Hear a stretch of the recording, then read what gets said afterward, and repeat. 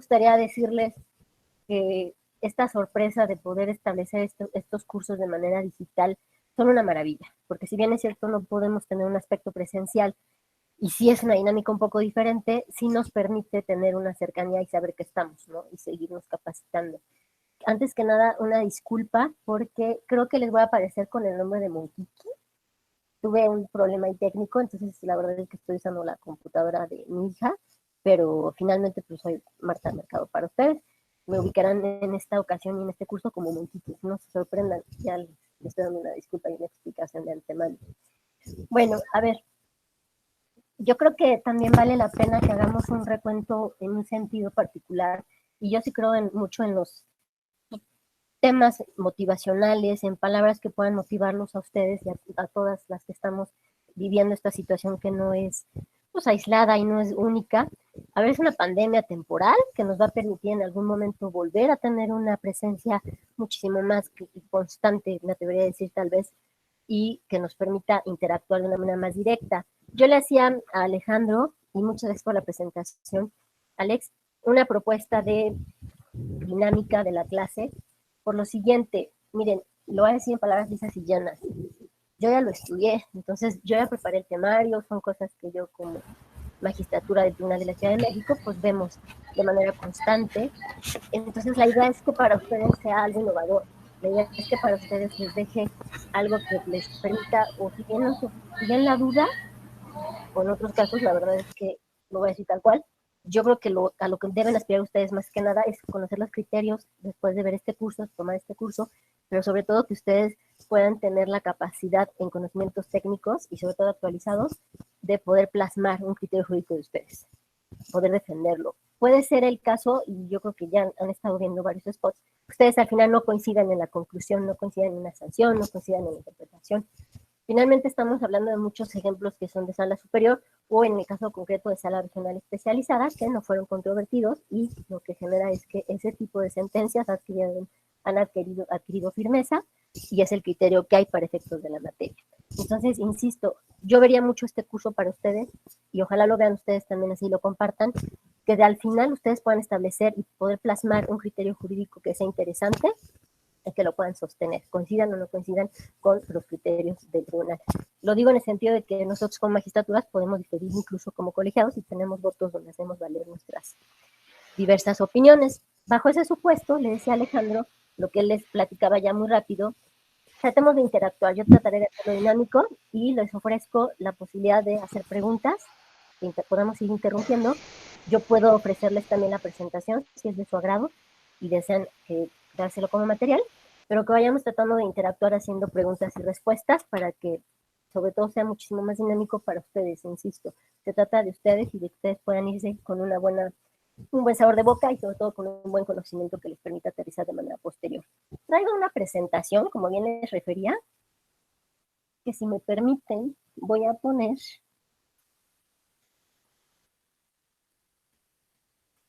y también me han autorizado en varios sentidos a realizar, descomponer, no quiero decirlo tal cual, pero si fuera el caso, descomponer un poquito el temario y hacer una aportación de lo que yo considero que se pueden ver como temas o un orden tal vez un poco diferente, si fuera el caso. Entiendo que a mí me han dado la misión importante de tocar temas relacionados con las faltas y derechos humanos. Entonces, si no tienen mayor inconveniente y no creo que tengan alguna pregunta hasta ahorita, ya dada la bienvenida y la presentación, estaríamos comenzando. Y voy entonces con la presentación que yo voy a manejar. A ver, es muy importante que aunque pueda ser un poco cansada la historia propiamente de lo que es el modelo de comunicación política en este país, ustedes lo tengan muy claro porque es la única manera en que se pueden explicar de manera particular cómo evolucionó, por qué evolucionó, y sobre todo en aras de una próxima reforma que pudiera ser el caso, ver si estamos entrando o entraríamos a cuestiones o supuestos que ya se habían dado a conocer y si valía la pena, de ser el caso, insisto, regresar a esa etapa para que ustedes puedan tener un criterio muy particular. A ver, podríamos empezar con una comunicación política desarrollada a partir de 1936. Eso es importante por cuanto a la fecha, porque estamos hablando en particular ahí de una cobertura radiofónica de política. Posteriormente yo, para efectos de importancia del tema, me iría a 1948 con la participación de la televisión en procesos electorales, concretamente Estados Unidos, y de ahí me iría hasta lo que es 1980, con el avance de los medios de comunicación que se presenta en México y la incorporación de, de la comunicación política como tal, y se da pues hay que decirlo tal cual, un mayor protagonismo a la televisión, a la radio y a la prensa. Es importante que ustedes tengan muy claro que cuando se trataba de un partido hegemónico, la verdad es que no había tanta propaganda, ni siquiera había tanta inquietud de los actores políticos de generar un posicionamiento en medios de comunicación. Pero conforme se fue evolucionando el tema, la democracia en este país, y fue cambiando, y se fue abriendo, y fue entrando un espacio de competencia mucho más amplio, se fue generando la necesidad de que los actores políticos fueran posicionando sus temas, fueran posicionando su agenda. Conforme a eso, me iría a 1986, donde establece ya el COFIPE la posibilidad de otorgar, bueno, no la posibilidad, ordena otorgar a los partidos políticos 15 minutos mensuales en medios de comunicación y un programa conjunto 2 veces al mes. Y en 1988 hay otra reforma porque es consecuencia de lo que les refería, una competencia electoral totalmente disputada, donde se pone muy en duda el triunfo del partido que hasta ese momento era totalmente hegemónico, que es el PRI. Ustedes, si siguen la lectura aun cuando son jóvenes, seguramente han escuchado o han sido parte del estudio, que ha venido evolucionando y ha habido lo que se llama la transición democrática. Entonces el PRI ya no es el único partido que ha gobernado en este país, ha habido diferencias y muy lejos. Hoy mismo nos gobierna un partido diferente, que no es ni el PRI ni el PAN, que es Morena, y aquí es donde vamos. Hacia 1990, me diría yo, el COFIPE preveía aumentar el tiempo al aire en un proceso electoral proporcional a lo que es la fuerza electoral de cada partido político, es decir, trataba de generar un aspecto de equidad. Posteriormente, se obliga a los concesionarios a vender tiempos con las mismas tarifas de publicidad comercial. ¿Qué quiere decir eso? Que los partidos pueden comprar tiempos, pero tendrían que comprarlos a partir de tarifas que se soporten en aspectos o gastos propiamente comerciales. Es decir, se trató a los partidos como si fueran promocionales, como si fueran empresas. Y en 1993, una reforma donde únicamente los partidos pueden contratar tiempos en radio y televisión, no así terceros. Después miré al 94, donde se transmite por primera vez en radio y televisión el debate entre los aspirantes a la presidencia de la República. Es un primer debate en México. Posteriormente, en 1996, es importante que ustedes tengan claro que las fechas que les estoy dando se acotan mucho a los aspectos más relevantes en materia del modelo de comunicación político-electoral, porque podrían decir, oye, en tal fecha hubo otra reforma muy importante, sí, pero no nos estamos abocando en esta ocasión, ya será motivo de otro tipo de curso o de otra temática. Miré a 2000, 2007, 2008, 2007-2008, una de las reformas más recientes, donde se replantean muchos aspectos sumamente interesantes. Vale la pena decir que en 2006 hubo una elección presidencial, que es cuando nacen propiamente las campañas sucias en México, en este país, y eso hace cuando lleguen los actores políticos y ejerzan el cargo, tomen la protesta y estén ya en el cargo, se aboquen a una reforma político-electoral totalmente diferente y se replantee este acceso a medios de comunicación. En 2009 es el año en el que se utiliza la reforma de 2007, 2010, 2008, y también vale la pena decirles o hacerles referencia particular respecto que la materia político-electoral, lo que se refiere al sistema democrático en este país, evoluciona constantemente. No es una materia que esté estática, es una materia dinámica. Yo siempre, incluso en tono de broma, les digo, el problema de que de vacaciones en esta materia es que si dejas de leer los criterios, te atrasas de manera impresionante. Cada sesión, sala superior, en el caso concreto que es la instancia para efectos de lo que estamos viendo ahorita, toma criterios o va resolviendo asuntos de suma relevancia que van a permear todas las autoridades, tanto administrativas como jurisdiccionales, que estamos jerárquicamente abajo de ellos o a los lados, como es el caso de salas regionales, tribunales electorales locales, y decía yo también autoridades administrativas, como puede ser el caso de los famosos OPLES, que son los institutos electorales de cada entidad, o incluso el INE. Bajo ese supuesto, me gustaría platicarles un poquito lo que es la propaganda electoral disfrazada en el proceso electoral 2008-2009. ¿Qué pasó ahí? ¿Por qué se llega a ese punto? Bueno, se llega porque a raíz de la reforma de 2007, que yo les refería, que fue una de las más importantes en el tema de medios de comunicación, los partidos encontraron una manera muy particular de seguir teniendo presencia en medios de comunicación, pero no de manera que fuera completada por ellos. Aquí me permití, para efecto de hacerlo un poco dinámico, darles mayor información, establecer los ejemplos muy concretos con rubros y preguntas específicas como es qué se denunció, que resolvió el INPE. En ese momento vale la pena recordarles que era el IFE, no era el INE, que es a raíz de la reforma 2014 que cambia el nombre y hoy es INE, que es con la que trabajamos, y que resolvió la Sala Superior. Estos spots venían respecto a propaganda disfrazada, se le llamó en ese momento, de dos conductores, no sé si los reconozcan, para quienes somos como más grandes de edad, que es Maite Perroni y este personaje que es Raúl Araiza, donde ellos hacían referencia al Partido Verde y las cuestiones que eran parte de su propia propaganda para efectos de votar por ellos. No eran propiamente pagada esta propaganda por el partido, sino que lo transmitió Televisa, y el resultado fue que se determinó que era una propaganda encubierta, una propaganda electoral disfrazada. Esto es parte de la evolución que ustedes podrán ver para efectos. Posteriormente hay otro ejemplo que tiene que ver con lo que son revistas, la revista Cambio, donde también se hace alusión a todos los partidos políticos y también fue tema de un ámbito jurisdiccional.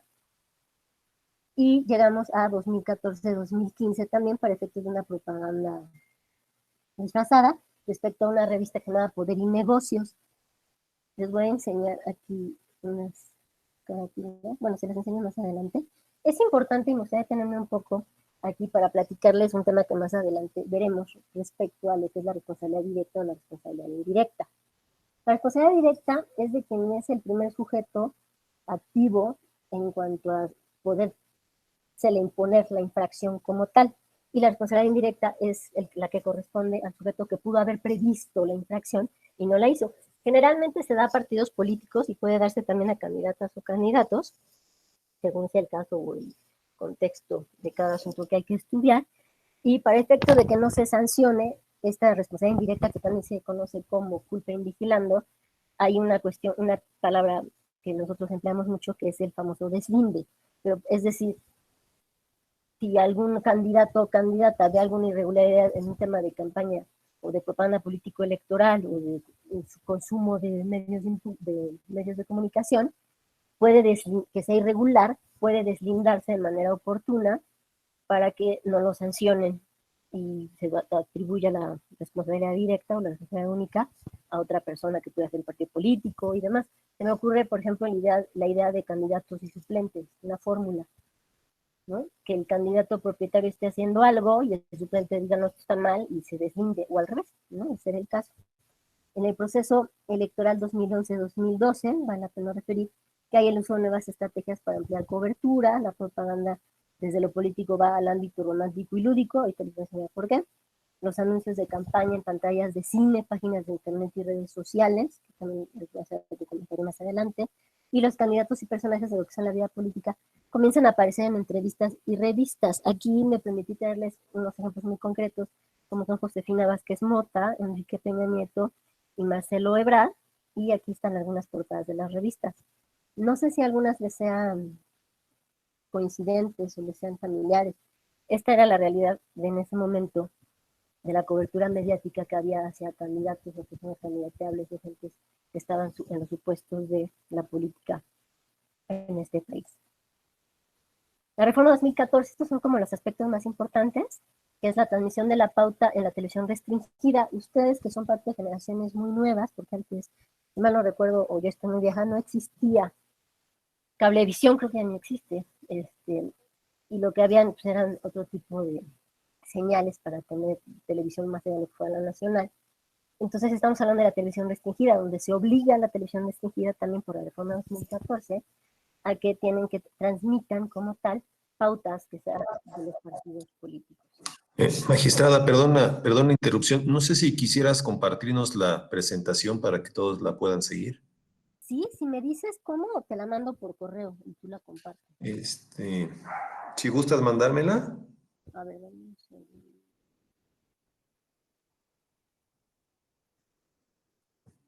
Sí.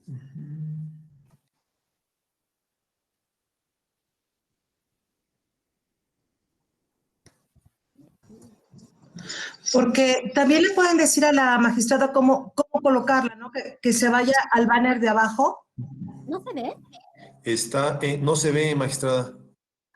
Me hubieran dicho, espérame. ¿Recuerdas como bien señala la magistrada, en la opción de abajo, presentar ahora? Estoy hablando de puros datos. Ahí se Ahí ve. está. Perfecto. Le estoy hablando de puros datos duros que son como muy complicados. Una disculpa de verdad.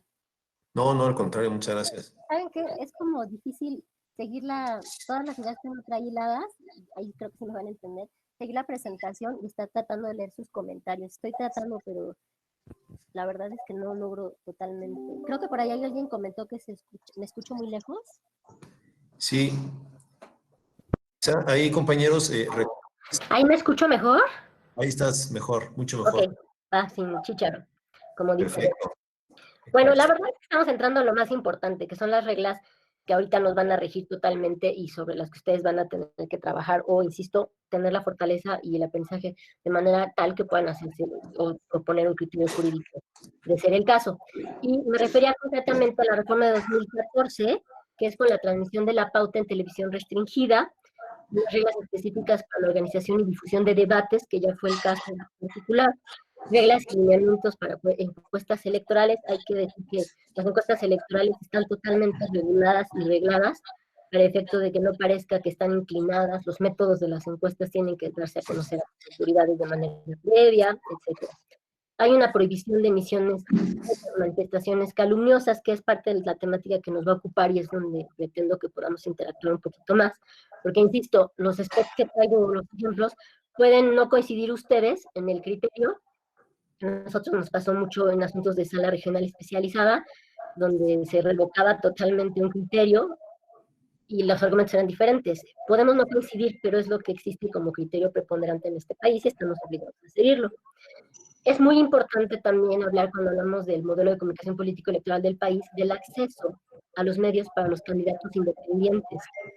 Ellos no tienen acceso a radio y televisión hasta que propiamente son candidatos. Si ustedes hacen algún recuento, antes de ser candidatos independientes y obtener el registro, ellos son aspirantes a la candidatura independiente del cargo del que se trate.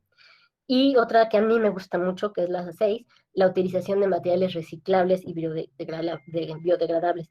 Es importante que sepan que sí se han conocido este tipo de asuntos en la sala regional especializada, que han denunciado el tipo de la propaganda y el material con el que se encuentra entre partidos políticos y se ha sancionado por lo mismo. Estas modificaciones, entonces, como ustedes podrán ver, refuerzan todo lo que era el modelo establecido por una reforma de 2007 con la transmisión de la pauta a través de la televisión restringida e incluso el establecimiento de una causal de nulidad. En esa reforma de 2014 es donde nace la sala regional especializada, cuyas magistraturas entiendo que están aquí acompañándonos. Un saludo. Y pues es una sala que yo les diré a nivel anecdotario, nace con cuestionamientos particulares, porque es una sala de entrada que se le dice regional, que de regional no tiene nada, porque conoce aspectos de todo el país. Primera. Segunda, es una sala que trabaja todo el tiempo, porque todo el tiempo hay mucho que hacer, desde el punto en que conoce 134, pre-campaña, campaña, el tema de menores y demás. Y es una sala, yo me atrevería a decir, y no porque estén las magistraturas presentes, totalmente posicionada. Es una sala que ha aportado los criterios más importantes en materia del modelo de comunicación político-electoral que comprende la propaganda en este país. Bajo ese supuesto, veríamos totalmente rápido los elementos necesarios para la comunicación política, que son 4. No me detendría yo mucho ahí, simplemente decirles que evidentemente son necesarios estos 4 elementos, porque de no existir, pues no tendríamos nada para que la comunicación política avance.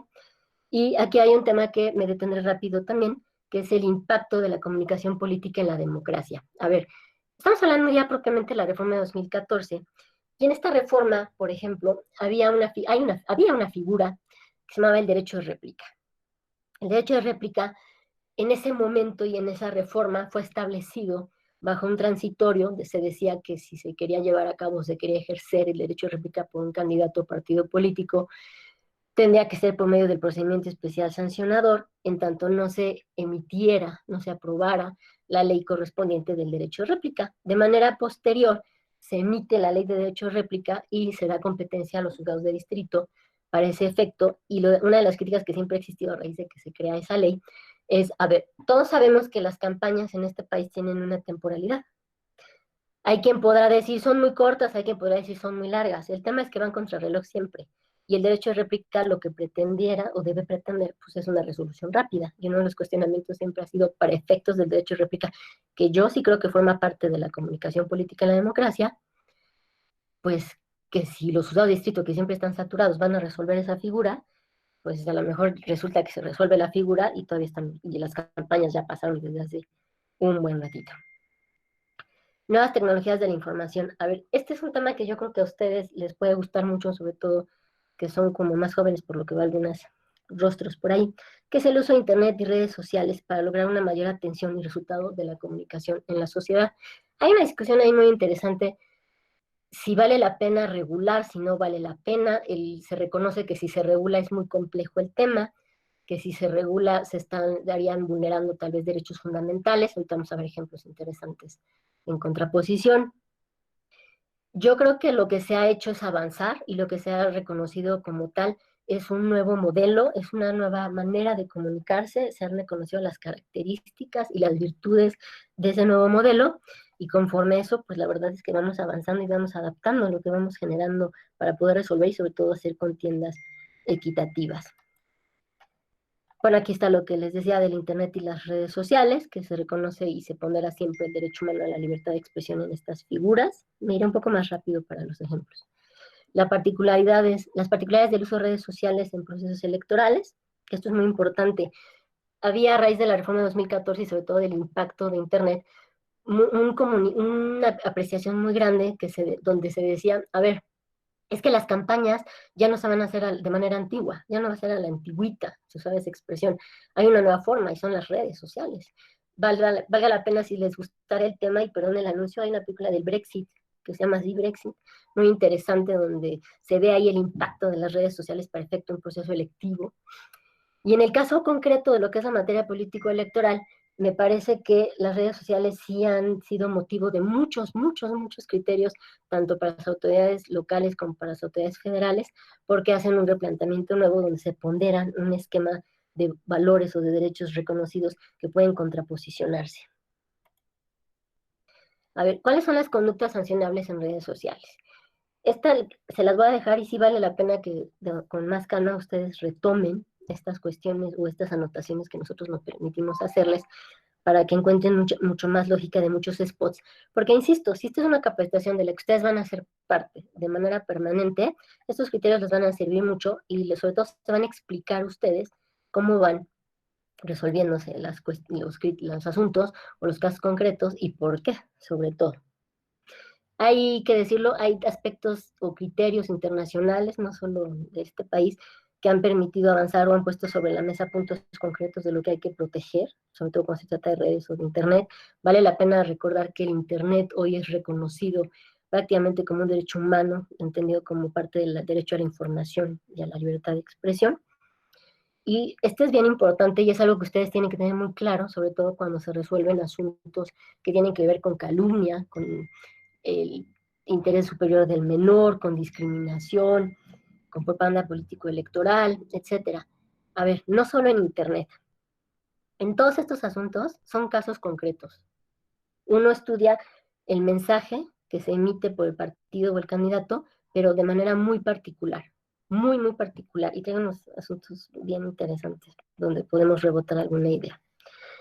Este es un asunto interesante que es parte de la, yo lo llamaría, bueno, lo titulé para efecto de encontrarlo como restricciones a la libertad de expresión, donde establece ya sala superior, y si se fijan son asuntos recientes, que las restricciones a lo que se refiere al límite de la libertad de expresión en Internet resultan aplicables criterios que ya tenía la Corte, criterios que ya son de la Corte, y es que tienen que, en el caso que se determine sancionar o vetar o apagar una página de Internet o un portal, tienen que ser restricciones permisibles, tiene que ponderarse de manera muy, muy particular qué va por encima de qué derecho. La libertad de expresión tiene que ponderarse sobre cualquier cuestión, porque es parte de la democracia. No podríamos entender nosotros una democracia sin una libertad de expresión amplia, que esté ensanchada y que permita prácticamente que tanto receptores como mensajeros puedan tener un margen de ideas y un margen de debate interesante que posicione.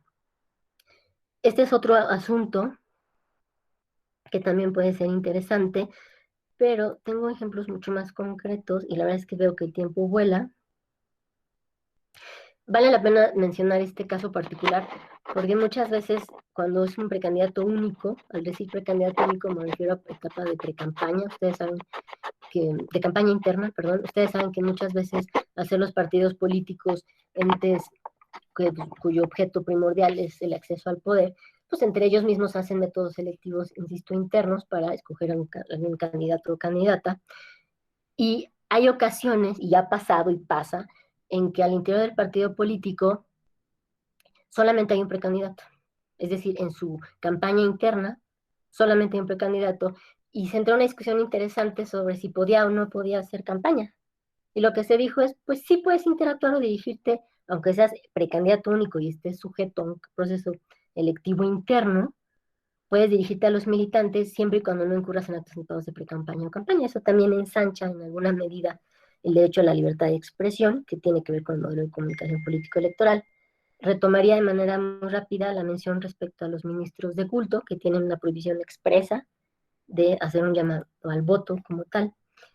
Y un tema que es muy interesante y ustedes deben tener en cuenta, que es la presunción de espontaneidad. Cuando se trata de redes, lo que se dice muchas veces es que la presunción de espontaneidad se presume como tal, se existe como tal, porque las redes o el Internet son medios de comunicación muy ágiles que permiten una interacción totalmente rápida. Dime. Magistrada, perdona interrupción. Tenemos una pregunta, por favor. Tiago, si quieres abrir tu micrófono. Muchas gracias. Magistrada, al inicio de su exposición nos comentaba sobre la cuestión del deslinde y ayer la consejera Favela nos comentaba que la única forma con respecto al deslinde era que se emitiera una queja por la cuestión de la conducta. ¿Es en realidad esta la única forma en la que un partido puede deslindarse para no caer en lo que nos decía de la responsabilidad indirecta? A ver, estuve escuchando ayer, a lo mejor estuve como de manera silenciosa, escuchando un poquito desde la consejera Claudia Zavala como la consejera Adriana Favela, y entendía parte de lo que les decía. A ver, lo que yo les refería desde un principio, y se los he acotado creo que 2 o 3 veces, es ustedes tienen que atender también mucho al caso particular. Yo creo que lo que refería la consejera atiende un caso en particular, es decir, muchas veces el partido, el candidato, no, perdón, la campaña, quiero ser muy clara con el ejemplo, el acto de campaña o el acto de propaganda político-electoral hace el candidato, porque es muy importante dejar claro que el partido político no le hace la campaña, no le hace el spot al candidato, sino el candidato también tiene la posibilidad con la partida presupuestaria que tiene asignada de ir y contratar y hacer su campaña. Y el candidato hace una campaña de tal manera cuyo contenido se comete en una infracción. Según lo que estoy entendiendo por el ejemplo que refieres de la consejera Favela, si estoy errónea, corrígeme por favor, tendría que ser el caso que el partido vaya y presente una queja respecto del deslinde. Ajá, o sea, tendría que presentar, por ejemplo, una queja contra su propio candidato o cómo podría deslindarse de lo que está haciendo el candidato en este caso. Claro, gracias. Eres Santiago, ¿verdad? Sí. Gracias, Santiago. Mira, lo que pasa es que en esos casos, y seguramente está hablando de un caso muy concreto la consejera, lo que hay que hacer, lo que tendría que hacer el partido en determinado momento, y sí ha pasado, lo que pasa es que no es tan simple, a mi manera de parecer y por mi experiencia local, no es tan simple que pase el deslinde, es en algún punto, no es como quejarse, yo no me atrevería a decir que es como quejarse propiamente, sino presentar un escrito ante la autoridad y decir, yo desconozco esto, yo me deslindo, pero tiene que ser de manera oportuna y de manera eficaz para efecto de que no caiga en la figura que mencionamos hace unos momentos de culpa invigilando. Si vemos que ese escrito de decir, oye, yo no conocía la propaganda que mi candidato o mi candidata están llevando a cabo ni el contenido, eso es un deslinde. Si eso lo vemos como presentar una queja propiamente, nada más que yo te diría que el presentar una queja conlleva una investigación. ¿Sí me explicó? Si el partido político presenta una queja en contra de su candidato, eso conlleva una investigación. Por eso el deslinde no es lo mismo que una queja. Ok. ¿Sí, Santiago? Sí, o más o menos. es que me causa curiosidad porque, por ejemplo, en Tabasco, yo trabajé en el OPLE y tuvimos un caso así y presentaron, por ejemplo, el deslinde a tiempo con respecto a lo que estaba haciendo un candidato en un PES y el Consejo no lo tomó en cuenta por criterios de la sala con respecto a lo que es propiamente el deslinde. Entonces, de hecho, creo que el asunto llegó hasta la superior y confirmaron la sanción precisamente porque no hicieron efectivo el deslinde que hizo el partido de lo que estaba haciendo el candidato. Ok, por lo que entiendo, tú no eres ajeno a la materia política electoral. De hecho, me da la impresión que trabajas dentro de la materia Sí, electoral. A ver, trabajé un hay tiempo un, sí, gracias. Hay un criterio respecto al deslinde, las características del deslinde que tiene sala superior, y es el que nosotros seguimos como autoridades. Yo me atrevería a decirte que seguramente faltaba alguno de los elementos. Habría que ver el caso muy concreto, y entiendo tu inquietud, porque muchas veces, y eso nos pasa, y es donde nacen las líneas jurisprudenciales. Muchas veces, sobre todo académicos, nos dicen, y no me dejará mentir Alex, que se la pasa lidiando con puro académico, nos dicen, es que las autoridades dan tumbos, perdón la expresión, pero así se dice, dan tumbos, y en un caso resuelven unas sí y otras no. Y si tú te dedicas a esta materia, Santiago, estoy segura que vas a coincidir. A veces las diferencias en cada asunto son muy finas, totalmente finas. Pueden ser temas de procedencia, pueden ser temas de fondo, donde hay una variación muy particular, pero se atiende cada caso en particular. Los criterios, es decir, las jurisprudencias y las tesis, nos sirven mucho para orientarnos y son obligatorias. Pero yo te diría que lo que nos sirve más son las sentencias, y sobre todo cuando tú estás resolviendo un asunto y te cuestionas si llegó algo parecido, si la instancia federal ha resuelto algo parecido, y encuentras asuntos de chile y de limón, perdón que lo diga así, la verdad es que no siempre es tan certero eso, porque cuando analizas bien cada asunto, hay una diferencia muy sustancial, pero muy fina respecto a la diferencia de uno y otro. Yo te diría en ese caso, yo creo que lo que pasó es que seguramente faltó un requisito que estaba en constancias, y a lo mejor me aventuraré a decirle una disculpa. Las sentencias no son tan claras o la resolución no es tan clara de manera tal que se pueda percibir o se pueda apreciar de la misma manera para efectos de entenderlo en un ejercicio académico o didáctico. Mira, yo lo que digo siempre, sobre todo cuando estamos redactando sentencias, y perdón Alex, pero a mí sí me gusta como usar la voz y aprovechar los espacios para posiciones un Al tanto. contrario, muchas gracias. Es la idea, magistrada. Muchas gracias. Gracias Alex. A ver si no salgo desinvitada. Primero tenemos que ponernos en un papel muy especial como juzgadores u operadores jurídicos, según sea el espacio.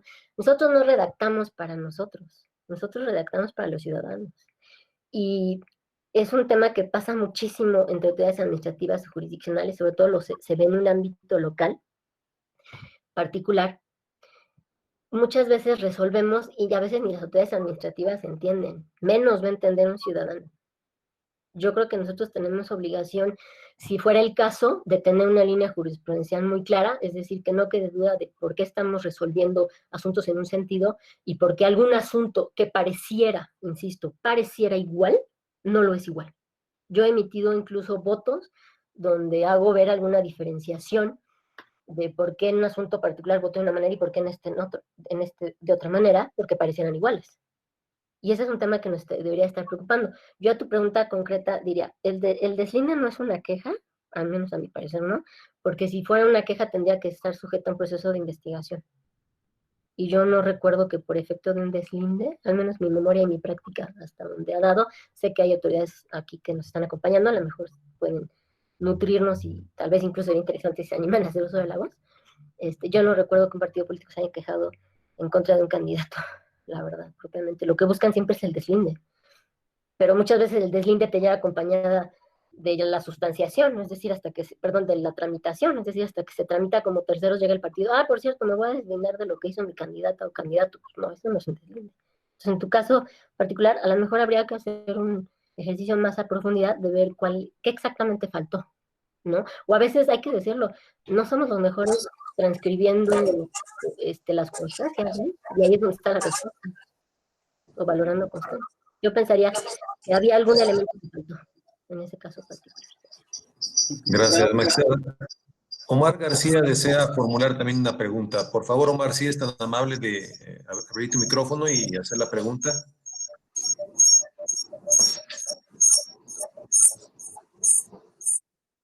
Hola, Omar. Creo que No se animó. ha de tener algún problema técnico, si no... ¿Estás ahí, Omar? Sí, ¿sí me escuchan? Ahora sí, por favor, adelante con tu pregunta. Buenas tardes a todos. Magistrada, tengo una pregunta. En el caso de los perfiles falsos de redes sociales, digamos Facebook, que regularmente sabemos que hay perfiles falsos y que muchas veces estos perfiles falsos se utilizan para injuriar, para calumniar a ciertos actores políticos, no necesariamente gente que esté en una campaña política, sino en todo momento durante el ejercicio gubernamental, tanto personas que estén dentro del gobierno y fuera de ello. En ese caso, digamos que si se pudiera acreditar a quién pertenecen estos perfiles falsos, qué es lo que procedería para poder llegar a sancionar a estas personas. Gracias. Mira, ese es un tema bien interesante y yo sí creo que hay cuestiones donde no tenemos lamentablemente respuesta a todo. ¿Qué ha pasado, por ejemplo, en temas de redes sociales cuando se acusan actos anticipados de campaña, de precampaña o calumnias y demás?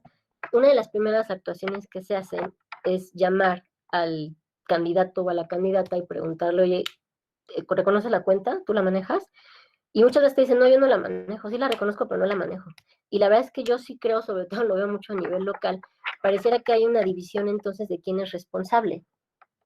¿Se me explicó? A ver, si es un acto anticipado de precampaña o de campaña, con independencia de que la candidata o el candidato maneje esa cuenta, ¿quién es la persona beneficiada? Pues la candidata o el candidato, ¿no? O precandidato, según sea el caso. Y ahí lo que se ha venido discutiendo, insisto, sobre todo a nivel local, es, a ver, aunque no maneje esa persona la cuenta, obtiene un beneficio. Ya ese posicionamiento indebido, y lo haya manejado tal persona, ya le genera un beneficio. ¿A quién tendrías que extender la sanción? Una de las cuestiones particulares que también nos mete a consideración, un estudio muy claro, y la verdad es que hay, muchas veces, híjole, la ley creo que no alcanza, más bien las diligencias no alcanzan, porque, insisto, cuando es propaganda político-electoral en periodo de campaña o de pre-campaña, pues vas contra reloj, es el desconocimiento de la cuenta. Entonces, ¿qué haces? ¿A quién sancionas? Porque lo primero que tienes que tener es acreditar la sanción y a quién sancionas. Si no te acredita, perdón, la infracción, si no tienes acreditada la infracción, pues no puedes hacer nada, pero pues para poder colmar y llevar a buen puerto, o al menos que pueda funcionar el sistema de sanciones, pues tendrías que tener a quién sancionar. Y ese es un tema que yo creo que nos deja mucho que desear todavía, sobre todo, te insisto, cuando el ejemplo es muy claro, ¿no? Pues sí, la cuenta es mía, pero no la manejo yo, pues sí, pero el beneficio lo obtuviste tú, entonces, ¿qué haces? Yo creo que parte de este tipo de cuestiones que no vamos a poder desaparecer en una democracia, alguien decía, yo nunca he visto que se construya una democracia en Internet, pero sí he visto que se han intentado derrotar democracias en Internet. Y vale la pena la reflexión. Y ese tipo de cuestiones como las que planteas son las que llevan a esa conclusión. Fake news, perfiles falsos, que todo el mundo los desconoce, entonces nadie sabe nada, pero a lo mejor sí se genera un posicionamiento, los famosos bots, etcétera. Yo creo que ahí nos queda de ver, yo creo que tendríamos que ver también el caso concreto, porque si tú llevas a cabo una investigación exhaustiva, a lo mejor sí logras encontrar quién lo hizo, y no es un perfil tan falso, porque sí tiene un titular, sí tiene una titular, un dueño aquí quien pueda responder, pero yo me iría a cada caso concreto. Creo que Irma, gracias Omar, creo que Irma quiere participar. Exacto, nos pide Irma, por favor, que le dé lectura a esta pregunta. Ella quiere saber, dice, en relación con la pregunta del compañero Omar García, quien preguntó antes, ella quiere saber su opinión, magistrada, respecto a la posibilidad de que el gobierno o los intermediarios, redes sociales, regulen el contenido en las redes, por ejemplo, la casa de bots. ¿Considera que esto sería a favor de la libertad de expresión? Es la pregunta, magistrada. ¿Quién preguntó, Irma? Irma Rosa Lara. A ver, Irma, me estás metiendo desorden, te lo he de decir abiertamente, porque sí traigo alguna referencia a esa. A ver, yo les refería que criterios nacionales e internacionales, sobre todo en un aspecto internacional que se han venido pronunciando. La UNESCO sacó hace muy poco un cuadernillo. Cualquier material que yo les pueda platicar y les interesara la referencia, a lo mejor se la pueden pedir a Alex y yo se los paso con mucho gusto. A ver, la UNESCO acaba de sacar un cuadernillo a finales del año pasado respecto a la regulación en Internet, si se puede, no se puede, sobre todo en un aspecto democrático, ¿no? Que es lo que nos está ocupando el día de hoy.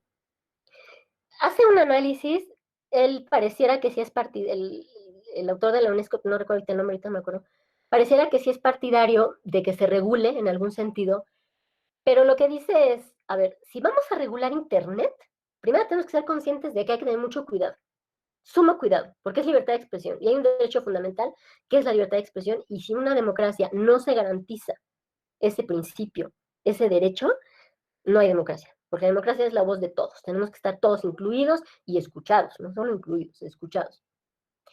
Y al final lo que concluye es, parte de la saga en Internet tiene que ser un tema de capacitación, donde la gente esté educada, si me permiten decirlo así, lo digo muy entrecomillado, para que el uso de Internet sea responsable. Yo lo veo mucho cuando doy clases o me invitan a cuestiones de jóvenes y me preguntan también temas de redes y del Internet, si estoy de acuerdo, si se vale, qué no se vale, los menores de edad. Yo lo que les digo es, miren, ustedes vienen de una generación mucho más joven, no me dice que tengo un prejuicio por eso, pero la verdad es que ustedes sí vienen de una generación más joven, donde ustedes se adaptan más, son más intuitivos a este tipo de herramientas.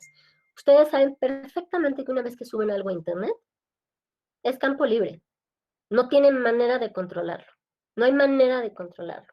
Bajo ese supuesto, pues tendríamos que ser mucho más responsables. La conclusión a la que llega el cuadernillo que les platico de la UNESCO, al final es, a ver, a lo mejor no es propiamente regular, sino lo que tendrían que hacerse son convenios entre autoridades para que nosotros como autoridades, insisto, entendamos de manera muy perfecta cómo funciona el Internet, cuáles son las herramientas, cuáles son los caminos que llevan, y nosotros entendamos ustedes como autoridades, bueno, y las empresas entiendan qué es lo que estamos buscando como autoridades y lleguemos a un consenso o a convenios. Incluso el INE firmó un convenio el año pasado, si mal no recuerdo, a finales, respecto a estos temas en Facebook, ¿no?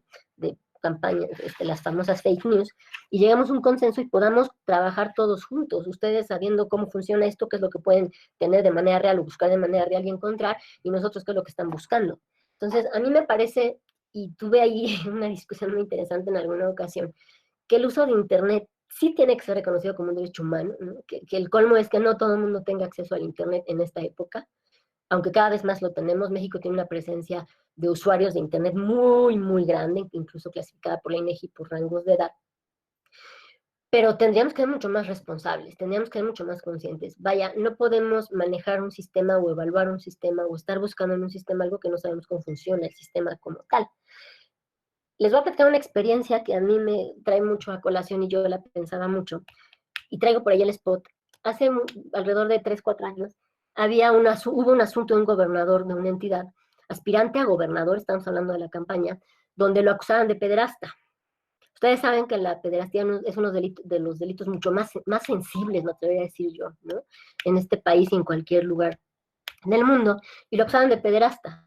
Evidentemente el candidato vino corriendo a denunciar calumnia. Era televisión, era un esquema de pauta en radio y televisión. Ustedes saben que antes de que salgan al aire los spots, y si no les comparto esta información, se almacenan en un espacio particular que está en el INE, que ellos son los que van mandando las pautas o el orden del pautado, y de ahí se pueden jalar antes de que salgan a la transmisión propiamente radio y televisión los spots. Este spot estaba ahí, esperando que se transmitiera de manera masiva en radio y televisión, lo jala el partido político o el candidato, lo ve y dice, ay, resulta que este partido está pautando esto de mí, que dice que soy pederasta. No, impugna, ¿no? Se otorgan las medidas cautelares, que ya sé que lo vieron el día de ayer o con la consejera Claudia, y se determina bajo un ejercicio de ida y vuelta, es decir, sala regional especializada resuelve, sala superior revoca, se determina que efectivamente había calumnia. ¿A qué viene a colación el asunto? Uno de los cuestionamientos que yo hacía era, ¿y si este spot hubiera subido a Internet. Hay un concepto que yo creo que ustedes traen claro que se llama un aspecto volitivo del Internet, ¿no? Que es un acto de voluntad directo e indudable del usuario para acceder a conocer alguna información al Internet o buscarla. Y yo en ese momento, que era cuando empezábamos a discutir apenas este tipo de cuestiones de manera más amplia, decía, bueno, ¿y si ese spot hubiera subido a Internet, qué hubiéramos hecho? Y alguien me decía, es Internet, es campo libre. Lo que sí hay que dejar muy claro es que sí hemos evolucionado en el tema de Internet, hemos ponderado derechos, hemos dicho que no hay derechos absolutos, que ustedes lo saben de manera muy particular, y que hay que ver cada caso concreto, que Internet ya no es un campo libre para que todo el mundo suba lo que le dé la gana, difame, calumnie o haga una imputación de delitos falsos. Y eso es importante porque me parece que eso sube el nivel de la democracia. El problema del Internet muchas veces es que se usa y hay que decirlo tal cual. Si bien es cierto, las campañas tendrían que ser propositivas y dar a conocer aspectos propios del candidato o de la candidata para posicionarse, la verdad es que se usan para campañas sucias o campañas negras y para denostar, bueno, en este caso ya es calumniar nada más a la contraparte. Y eso es un gran tema que se pelea mucho en Internet y que lo vemos en Internet. Yo creo que, y siempre lo decimos, las próximas elecciones serán las más difíciles. Yo me acuerdo en la elección pasada, el federal, todo el mundo decía, estas elecciones son las más difíciles y las más importantes del país. A ver, no sé si recuerdan, no hace más de una semana o 2 semanas que ya están diciendo lo mismo de las elecciones que vienen. O sea, todo el tiempo tenemos retos e Internet siempre va a ser un reto. Lo que necesitamos es educarnos para poder afrontar las cuestiones particulares. Yo creo que no es muy buena idea tratar de regular Internet, ni siquiera creo que podamos, pero vale la pena que tengan ustedes en mente los criterios internacionales que les he referido a las conclusiones. Gracias, ¿Alguna magistrada. otra pregunta? Alberto González desea formular una pregunta. Alberto, por favor, si abre su micrófono y nos las pregunta. Sí, muchas gracias. Ahorita que tocaban el tema de perfiles falsos y hablando sobre las redes sociales, también ahorita que tocó el tema del Brexit, me llamó la atención cómo en esta campaña y en la del presidente electo en los Estados Unidos, Donald Trump, la protección de datos personales jugó un papel muy importante porque a través de las redes sociales se encargaban de bombardear a los perfiles que una vez que tenían sus datos, eh, existía la posibilidad de que hacer que estuvieran a favor o en contra de una causa. Entonces mi pregunta es, hablando sobre este tema de redes sociales y protección de datos personales, ¿existe alguna sentencia, jurisprudencia, legislación sobre la protección de datos personales o el uso que puedan hacer de ella los partidos políticos sobre campañas electorales? A ver, Alex, toma nota o que alguien haga una minuta que si me salgo de los temas es porque ustedes están preguntando. A ver, No, Omar, te voy a traer a colación unos asuntos que a mí me gustaron mucho. Una de las cuestiones particulares es que muchos candidatos en algún punto, me parece que hubo como un boom en algún sentido, donde denunciaban que les llegaba propaganda de un partido político y no eran militantes, no eran afiliados, no eran nada. Por ejemplo, en 2014, no sé si recuerdas porque es una persona joven, el Partido Verde entregaba hasta boletos de cine, ¿no? Entregaba mochilas, ¿no? Entregó hasta lo que no, ¿no? Y mucha gente decía, oye, es que me llegó esto a mi domicilio, como, ¿por qué el Partido Verde tiene mis datos personales, que es mi domicilio? ¿Qué se resolvió al final? A ver, se fue por cuerda separada el uso de datos personales y en pocas palabras lo que se ha concluido, y hay muchas sentencias y se ha sancionado a los partidos políticos, se hace una investigación y se les hace responsables por el uso de datos personales y la emisión de propaganda dirigida a la persona en particular con el uso del domicilio. Eso es bien importante porque ha habido un avance muy grande y también hay que decir que ya tiene rato que se reconoció a los partidos políticos como entes responsables de datos personales, es decir, ellos pueden tener incluso como partidos asuntos en el INAI donde se les sancione. Y en el ámbito político electoral, el INE ha impuesto sanciones que han sido confirmadas por Sala Superior por el uso de datos personales de manera indebida. Internet tiene otra lógica, porque tú estás hablando de más datos personales. El tema particular también es que tendríamos que tener mucho cuidado cuando nos metemos o estamos autorizando ciertos datos personales. Hay muchas aplicaciones que a mí me llaman la atención, que te quieres ver cómo serás de viejito y cuestiones así. Pues está padre, lo que no se da cuenta la gente es que ahí está cediendo datos personales. y no sabes dónde van a terminar, si en un partido o en dónde, no lo sabes, pero ya hay sanciones respecto a los datos personales por parte de los partidos. Si quieren avanzamos un poquito, este asunto es interesante también, que Sí, fue magistrada, por favor. de 2015. Este es un asunto que fue muy largo, si mal no recuerdo, y era en contra en ese momento del PRI, del Partido Verde Ecologista de México, que iban en coalición, donde en etapa de veda electoral muchísimas personas públicas, figuras públicas, hicieron alguna mención al Partido Verde. Había hashtags, le llaman, en ese momento, durante esa campaña, que hacían alusión al Partido Verde, e insisto, en época de veda. ¿Qué es la época de veda? Es un periodo que se da de manera legal de reflexión a la ciudadanía, donde lo que se pretende es no contaminar, no generar ninguna idea o inclinación que la ciudadanía vote en favor de un partido político, sino dejarlos de manera libre. Es un periodo de reflexión la veda, y estas personas públicas hicieron en periodo de veda en Twitter, una serie de mensajes alusivos a cuestiones muy particulares del Partido Verde. Ahí lo que se determinó es que no tenían era un tema de espontaneidad, que lo que habían hecho, aun cuando fueran figuras públicas, eran ciudadanos, pero estamos hablando de ciudadanas y ciudadanos que tienen 20,000 seguidores, cuestiones particulares, y solamente se sancionó por la difusión en Twitter, en periodo de veda, a una persona que en ese momento era candidato registrado por el Partido Verde en calidad de suplente, y sí estaba obligado a las reglas de veda. Estos son algunos de los tipos bueno, incluso aquí se ve quiénes eran las figuras públicas y el tipo de mensajes que emitieron. Me voy un poquito más rápido. A ver, este es un tema de calumnia, y en este asunto se denunciaba que había bardas de Andrés Manuel en una época que no era viable, como una anticipada de campaña. Es importante decir que en ese momento que era candidato Andrés Manuel, o todavía no era presidente, él desde el 2006 estaba en la lucha por el espacio de la presidencia de la República. Entonces, lo que pasa muchas veces es que muchas lonas, muchas bardas, sobre todo cuando van a carretera lo pueden ver, se quedan de procesos electorales pasados. Seguramente eran procesos electorales pasados la barda de Andrés Manuel que denunciaban.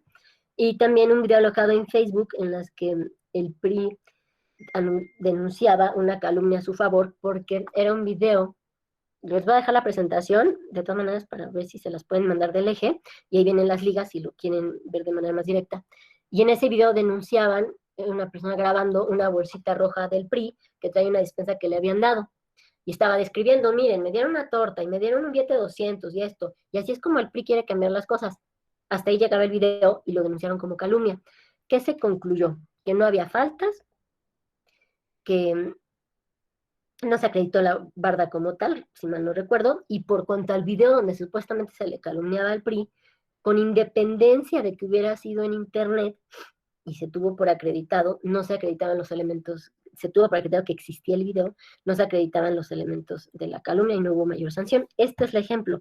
Aquí ustedes pueden ver propiamente el diálogo del video, la bolsita donde venía el súper, bueno, la despensa, y la barda que se denunciaba. Voy a tratar de irme un poquito más rápido. A ver, este es un asunto también donde se hablaba de discriminación, que es un tema que también se vio en redes, se retuiteó, y déjenme ver si traigo la imagen como tal, según yo sí. Aquí está la imagen, a lo mejor recuerdan este spot.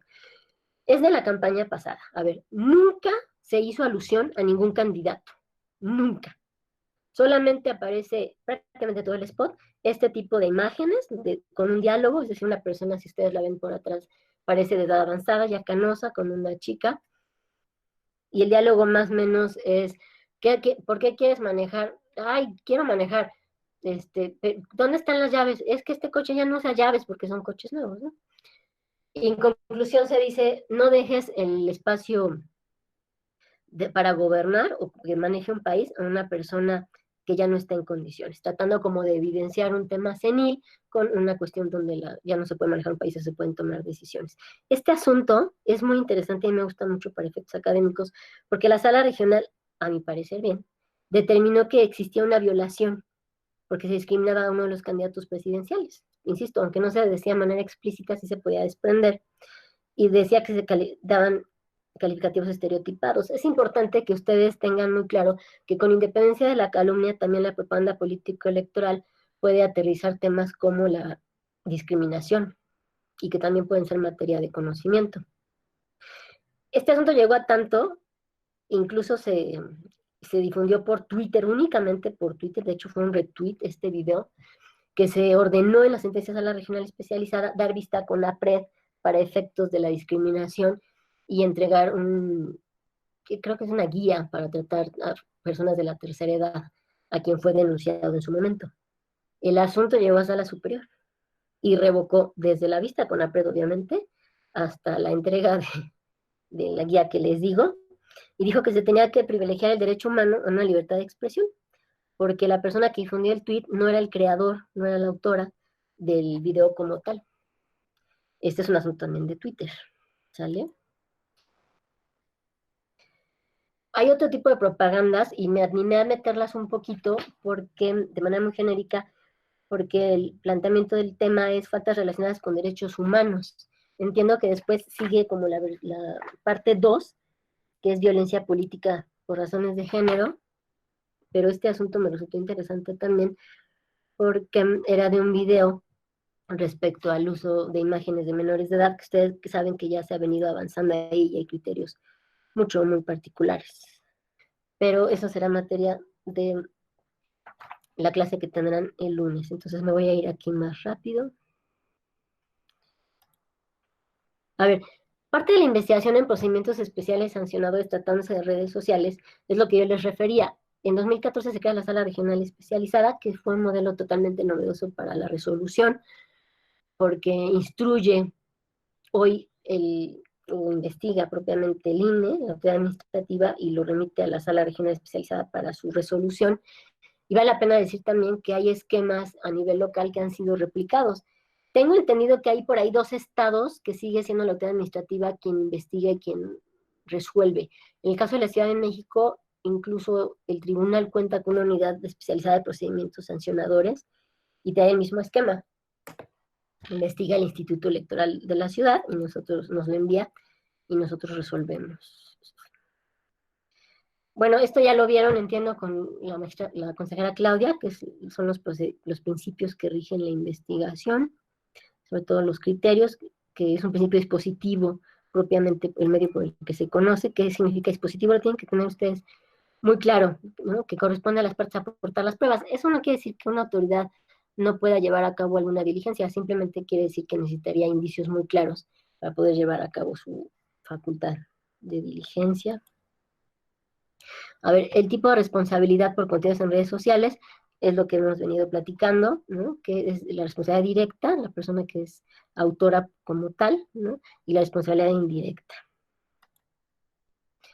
A ver, artículos por los que está protegida la calumnia, bueno, reglada la figura como tal de calumnia electoral, son el 6 de la Constitución, la reforma 2014 que hemos referido mucho, la ley JIPE, la Suprema Corte de Justicia y la ley de partidos políticos, que no sé por qué, yo creo que la borré sin querer hace rato, que revisé.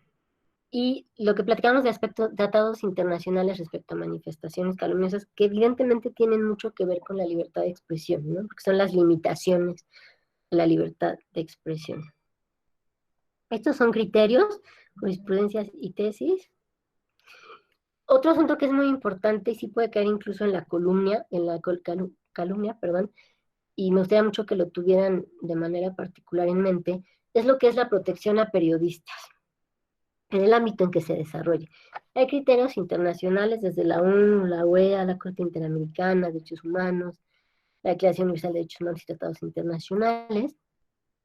Y les voy a dar un ejemplo que resulta interesante, que fue, me parece, uno de los asuntos que fueron parteaguas para efectos de cómo estamos hoy en el tema de la protección de los periodistas a la labor que hacen propiamente. Se denuncia en 2015, bueno, se lleva a cabo por el PRD un spot, un pautado que llegó a la televisión y a la radio, si mal no recuerdo. En ese pautado se hacía alusión, evidentemente en aras de posicionarse el partido, a no votar por ciertas preferencias electorales, y eran como especie de flashazos o de imágenes de segundos, donde se decía siempre ha sido lo mismo, no votes por lo mismo, etcétera. Y dentro de esos flashazos, dentro de esas imágenes concretas del spot, aparecía la imagen del todavía periodista López Dóriga. Y viene López Dóriga y denuncia el spot y dice que pues lo merma, ¿no? Que rebasa límites de expresión, porque la inclusión de su imagen en este spot, cuando no tiene razón de ser, y lo que se refiere son críticas gubernamentales, pues se hace alusión a su profesión, y lo que se determina bajo un estudio me parece muy interesante y que ha sido garantista y ha permitido otro tipo de avances, porque los criterios se van perfeccionando, también hay que decirlo, es que si bien es cierto López Dóriga es periodista y su imagen aparece en el video denunciado, pues resulta que las imágenes empleadas no tienen nada que ver con su labor como periodista, y que al contrario se le vincula a otro tipo de cuestiones particulares y se determina sancionar al portador del spot. ¿Quieren hacer una pregunta? ¿Qué quieren preguntar? Quería hacer una pregunta a José Luis, pero magistrada, si quieres continuar y podemos juntar algunas para... Miren, lo que quiero es llegar a los spots, porque creo que ahí es donde ustedes, bueno, creo que por un tema de pedagogía, transmiten mejor los conocimientos así, o al menos se graban más, si me permiten decirlo así. A ver, no todo es calumnia, y es muy importante que tengamos claro, y es un criterio que ya se ha establecido desde la Corte y de manera muy reiterada en criterios de la Sala Regional Especializada y de Sala Superior, que cuando se pone una persona en calidad de candidata o candidato, accede a un espacio público, y que su margen de tolerancia a la crítica dura tiene que ser muchísimo más amplia. Es decir, nada de no va a permitir la expresión, no se pueden tocar ni con el pétalo de la rosa, al contrario, se vale, sobre todo si es el caso que vienen de una carrera de función pública, una carrera pública, pues que se cuestione de manera muy puntual, pues la gestión en cada espacio.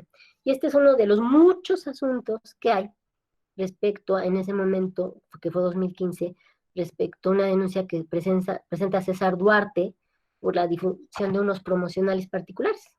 Él decía que se le calumniaba porque se le imputaban delitos de enriquecimiento ilícito y peculado. El tema particular ahí, aquí, y es una constante, es, una vez más, hay que ver cada caso en concreto, y hay que ver también si lo que se anuncia en el espectacular, lo que se critica, lo que se informa, obedece a un ejercicio periodístico o no, o se está inventando. Yo recuerdo que una vez en Sala Regional Especializada tuvimos un asunto, creo que era el Reforma, donde habían como arreglado portadas del periódico del Reforma para efecto de una noticia, poderla dar a conocer en un spot. Habían editado de tal manera que venía editada la fecha, el año, el número, el de ejemplar, etcétera. Y cuando llega el asunto, porque denuncian ese spot que venía ahí, esas fotografías, pues hacemos nosotros una investigación y resulta que no existía ese periódico. Esa nota informativa concreta, que era la imputación de un delito, no existía. Es decir, el partido encargado de ese spot que se denunciaba había fabricado la portada de tal manera que podía parecer un hecho noticioso. Entonces, lo que se ha dicho es cuando el spot lo que haga es traer a colación noticias informativas que ya fueron del dominio público en muchos aspectos o desde hace un buen rato, pues no estás haciendo ninguna calumnia, lo que estás refiriendo son notas informativas meramente que se vale dentro de la parte de la democracia de un debate sano, de un debate abierto y plural. Este asunto, yo les platicaba un asunto de un candidato a gobernador, es el de Miguel Ángel Yunes. Este asunto está interesante.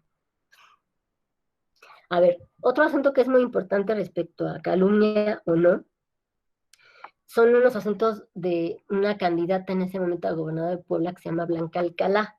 Blanca Alcalá era la candidata de Puebla a gobernadora de Puebla en ese momento. Ella había sido ya servidora pública, tenía, digamos, un trabajo ya público, ¿no? Tenía carrera. Y fue el año en el que, no me quiero adelantar ni robarle parte de la información que seguramente traerá la magistrada Carán para el lunes, pero ella fue parte de la discusión abierta que yo siempre he sostenido, que el tema de violencia política por razones de género en materia propaganda político-electoral se dio realmente a partir de 2014, no porque no existiera antes, claro que siempre ha existido, simplemente porque se abrió ahí, se abrió porque cada vez las mujeres ocupan o pretendemos más espacios públicos, y ahí se abrió propiamente. Los asuntos de Blanca Alcalá, si ustedes los buscaran para investigar un poco más, van a encontrar asuntos de género, pero van a encontrar también este tipo de asuntos muy interesantes. Blanca Alcalá, como les decía, era candidata a gobernadora, y denuncia ella desde el uso de, pues, de noticias que generaban calumnia hasta un tema de violencia política por razones de género. Este asunto en particular, ustedes se fijan, es Blanca Alcalá el nombre, y al final les puse en la imagen una que dice Blanca se fue en blanco, no sé si alcancen a leerlo. Bueno, como ella ya había sido servidora pública, hacen un spot en ese momento donde empiezan a entrevistar gente y le dicen, oye, ¿tú te acuerdas qué hizo Blanca? No, y la gente contesta, no, no me acuerdo. Oiga, ¿usted se acuerda que llevó a cabo como parte de obra pública en el municipio Blanca Alcalá? No, tampoco me acuerdo. 5 o 6 personas. Y al final rematan diciendo, Blanca se fue en blanco. Ella se pedía Blanca. Ella denuncia calumnia. Y lo que se le dice es, no, esto no es calumnia. Porque lo que estás es sometida a un canon de veracidad diferente y a un canon de soporte diferente de crítica dura, que si bien es cierto puede ser incómoda, no la hace ilegal. Lo que hay aquí es un juego de palabras. Blanca se fue en blanco, que podía ser incómoda, porque así lo ha dicho la sala, o sea, así se ha dicho, puede ser una crítica dura que resulte incómoda, pero al final es crítica dura, y no por eso es calumnia. A ver, este es pues, teórica, calumnia, sujetos activos y pasivos. En algún momento en calumnia se había dicho que solamente podía venir la persona afectada. Y después se abrió y se dijo que no, que también los partidos políticos pueden ir o denunciar, aun cuando propiamente no venga el candidato, si fuera el caso. Es decir, como ellos son los partidos que posicionan o que postulan al candidato, con independencia que el candidato, si fuera el caso que la propaganda le genera calumnia, venga, ellos como partidos pueden venir. Porque en algún punto sí se cuestionó mucho, oye, pues el único que puede venir es a quien le genera la calumnia, y es a Pedro, por ejemplo. No, puede venir Pedro o puede venir el partido político que lo representa, y se amplió. Un tema muy importante que tienen que tener también en mente son los elementos de la calumnia como tal. Tiene que tener, a ver, ya se ha dicho, es un concepto, me parece, de fácil aprendizaje o retención. La calumnia tiene que versar sobre la imputación de un hecho de delito falso, en función del contenido. Y tiene que realizarse también de forma maliciosa. ¿Qué quiere decir eso? Que no haya habido ni siquiera una investigación previa para ver si era cierto o no. Es decir, tendría que acreditarse que la persona que difunde la calumnia, el spot, sabía si era cierto o no. Este es un buleteo de cómo establecer si la imputación de los hechos o delitos falsos se realizaron de forma maliciosa. Esta les puede servir mucho. ¿No hacen evaluación en el curso, Alex? No, en esta ocasión no, magistrada. En este diseño de seminarios virtuales, digamos, no. Pues está más padre porque no tienen la presión, pero sí pueden tener el material, ¿no? Exacto. Este es un asunto de Puebla también que tiene que ver se denuncia calumnia, pero lo que había es un cuestionamiento de quien fue en ese momento candidato a gobernador a Puebla, que hoy es actual gobernador, donde denunciaba la calumnia, pero lo que se hacía era retomar notas informativas en el spot que denunciaba respecto a la compra de bienes inmuebles de manera ostentosa.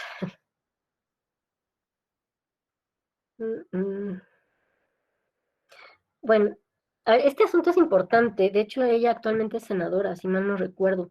Se hacía una alusión cuando era presidente, cuando era candidata a senadora. Ustedes recuerdan que en 2018, pues uno de los candidatos al presidente de la República pues era Mid, y había un profesional denominado delincuentes, donde se hacía alusión a la candidata senadora, insisto, Néstora Salgado.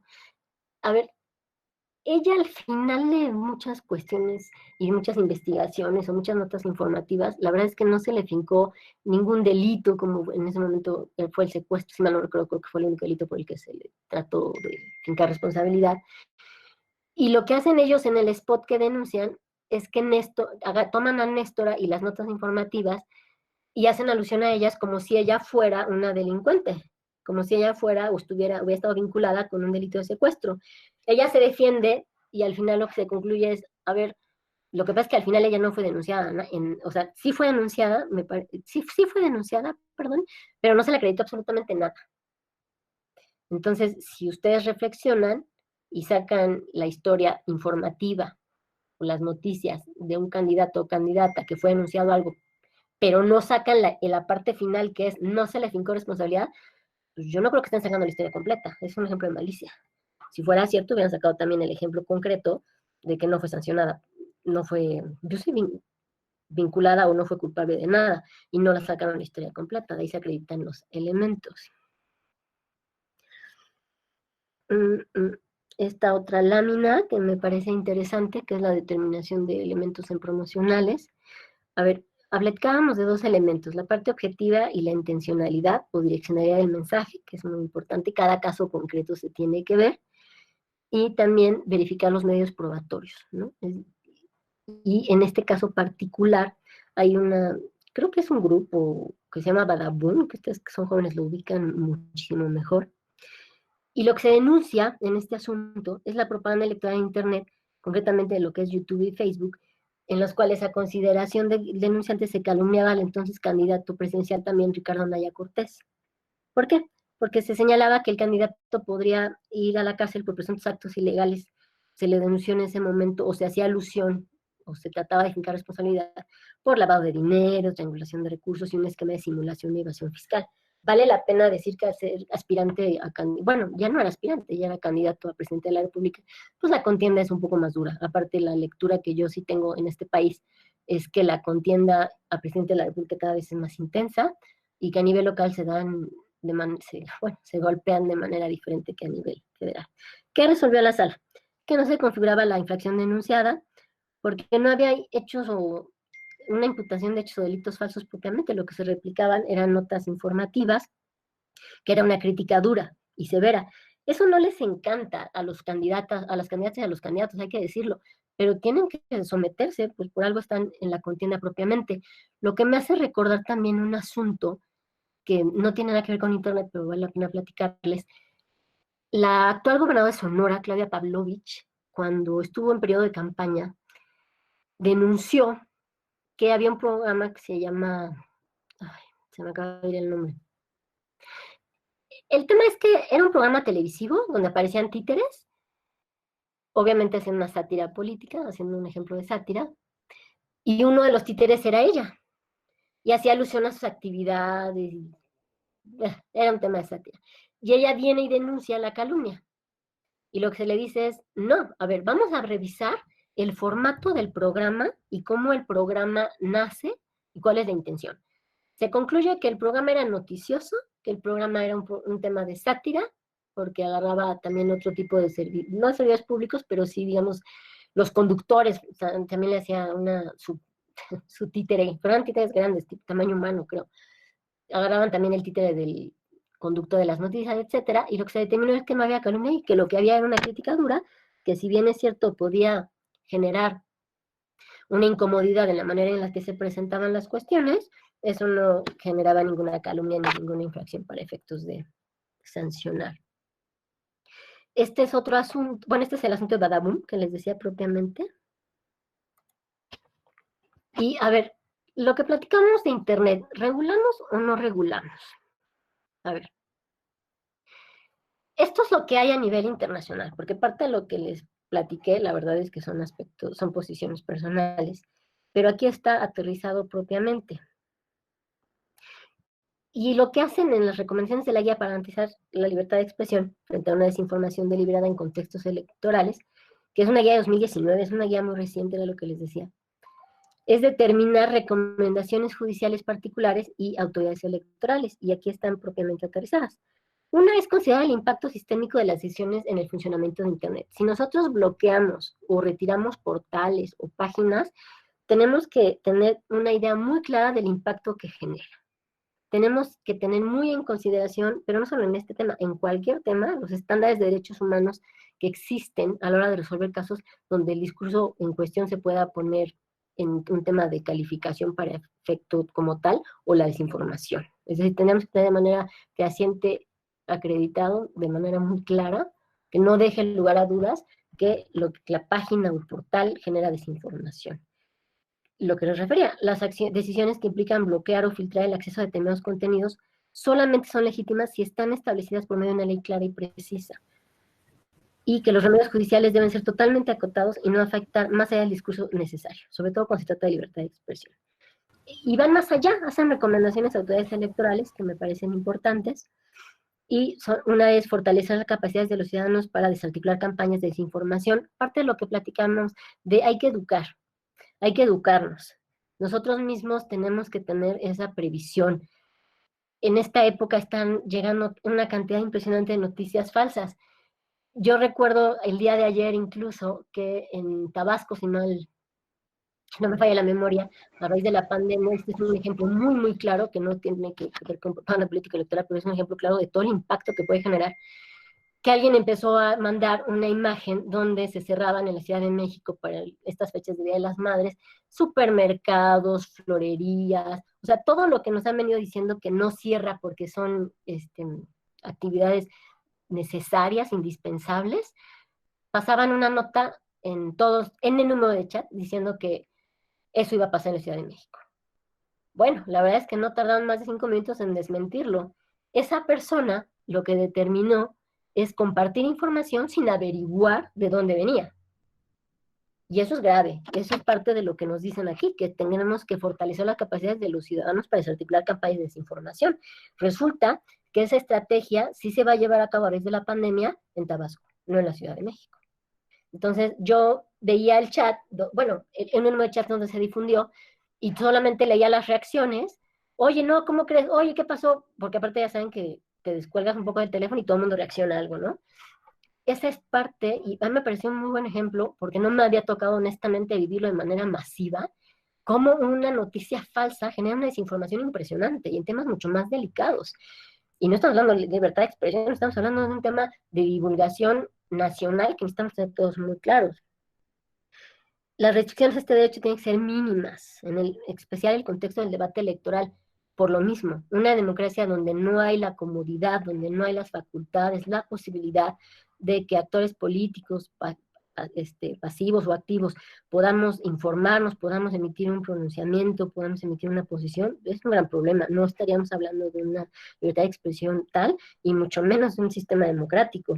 Y más cuando hoy me parece que sí está en duda la democracia de este país en particular. Lo mismo, fortalecer la instrucción y capacitación sobre procesos electorales. ¿Qué quiere decir?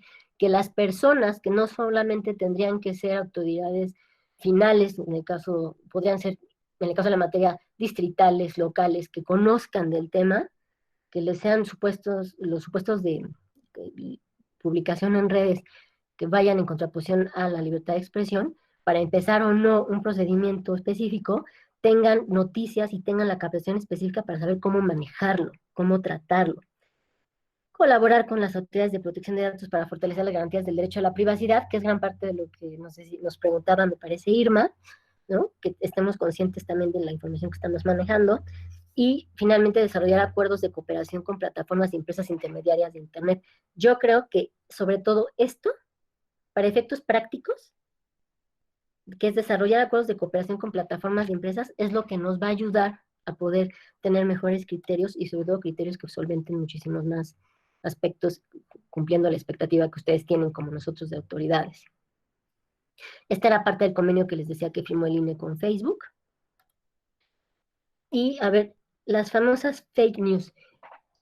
Cuando revisaba yo esta ponencia y me acercaba de muchos elementos, porque ya les refería yo al principio, que dejar de leer un poco o sentencias o criterios en materia electoral una semana es desfasarte de manera terrible. Encontré yo una guía que acaba de hacer incluso el estado de Querétaro, que viene abajo, en chiquito del lado derecho. Y me gustó mucho, la verdad es que me gustó muchísimo, porque hacen conceptos muy claros, muy ciudadanos. A ver, dicen, para que tú puedas identificar una noticia falsa, tienes que dudar. Una noticia falsa a fuerza va a implicar y va a apelar a afectar la emotividad. Eso es cierto, eso es cierto. ¿Por qué? Porque cuando la ciudadanía ve campañas, ve información, ve mensajes, pues genera empatía, muchas veces con el candidato o la candidata, o a veces no la genera, pero es emotivo. Finalmente aluden a nuestras emociones y eso es parte de la estrategia de los partidos políticos para acercarse o posicionarse ante la ciudadanía. Establece también que se tiene que evitar compartir de inmediato una información o imágenes que circule como falsa. Es decir, la respuesta que nosotros tenemos que tener cada que nos llega una información, sea en campaña, sea propaganda político-electoral, etcétera, porque, insisto, estas reglas sirven para todo, no para una cosa, es no des retweet, no le des reenviar, la famosa aplicación de WhatsApp, ¿no? Reenviar, y híjole, ya lo reenvié a 20 y ya tengo que volver a enviar otra vez y demás. No, averigua si trae sello, si trae logo, si ve la página oficial, etcétera, que es parte del 3. Verificar la confiabilidad de la cuenta o página donde proviene la información, eso es sumamente importante. Otro aspecto que nos permite mucho para efecto de fake news, y sobre todo en estos temas, es que no contenga faltas de ortografía o gramaticales. Muchas veces es tanta la desesperación, la ansiedad o la reacción inmediata que tenemos de espontaneidad, de repartirlo, que ni cuenta nos damos si está totalmente mal escrito. Y cuando nos detenemos a leerlo, pues sí es una burla lo que estamos repartiendo, porque efectivamente nadie redactaría en esos términos. Corroborar la fuente de información. Constatar la fecha en que se publicó el documento, sobre todo cuando es campaña o para efectos de calumnia. Muchas veces repartimos documentos o reenviamos documentos y no nos detenemos a ver la fecha en que fue emitido el documento. Y puede ser un documento original, pero un documento de otra campaña, ¿no? O de otro proceso. Lo de la revisión que provenga de portales objetivos de información, consultar los datos, confrontar con otros medios y sobre todo apoyarnos, ¿no? En instituciones oficiales, en informaciones oficiales, si hay comunicados o no. Finalmente, yo les platicaré un asunto que a mí me llamó la atención. Insisto, podemos coincidir o no con los criterios y con lo que se ha venido resuelto. Este es un asunto de 2018 respecto a las fake news y determina el asunto como tal, un concepto de fake news, ¿no? Dice, determina que es información falsa o reproducción de una falsedad que aparenta reflejar una noticia o una realidad. Hasta ahí pareciera que vamos bien, ¿no? Difundida a través de internet o otros medios, que entra perfecto este asunto en el supuesto que hemos estado platicando. ¿Y cuál es el objetivo? Aquí es parte del objetivo, bueno, de los elementos que platicamos, que se difunda con malicia efectiva y tenga impacto en un proceso electoral para que constituya calumnia electoral. Y aquí está el caso práctico.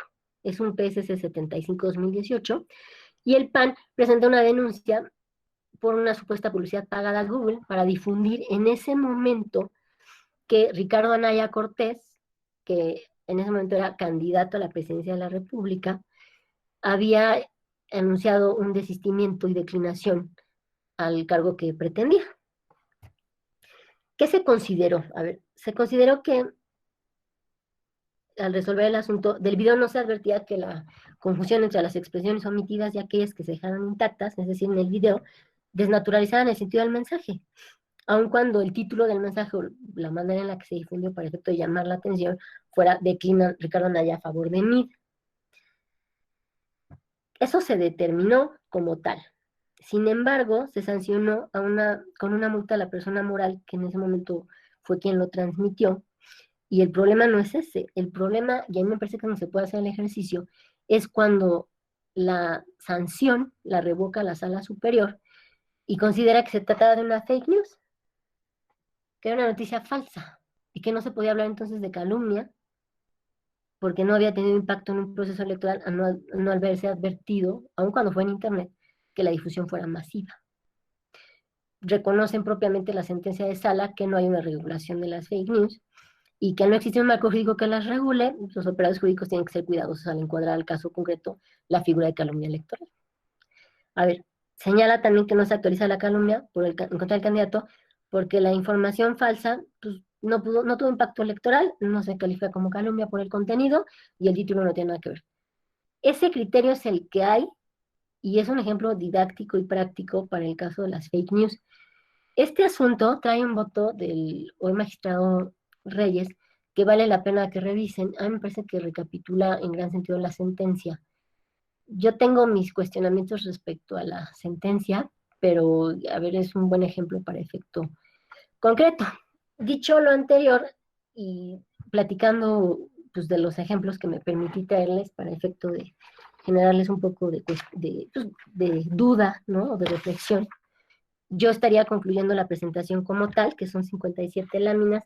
Evidentemente hay mucho de qué hablar, hay mucha información sobre la que podemos hablar, pero la verdad es que tampoco tenemos tanto tiempo y creo que la interacción puede ser realmente interesante con ustedes. Así es. Muchas gracias, magistrada. Hay una pregunta de José Luis Hernández. José Luis, si me ayuda, por favor, formulando su pregunta, por favor.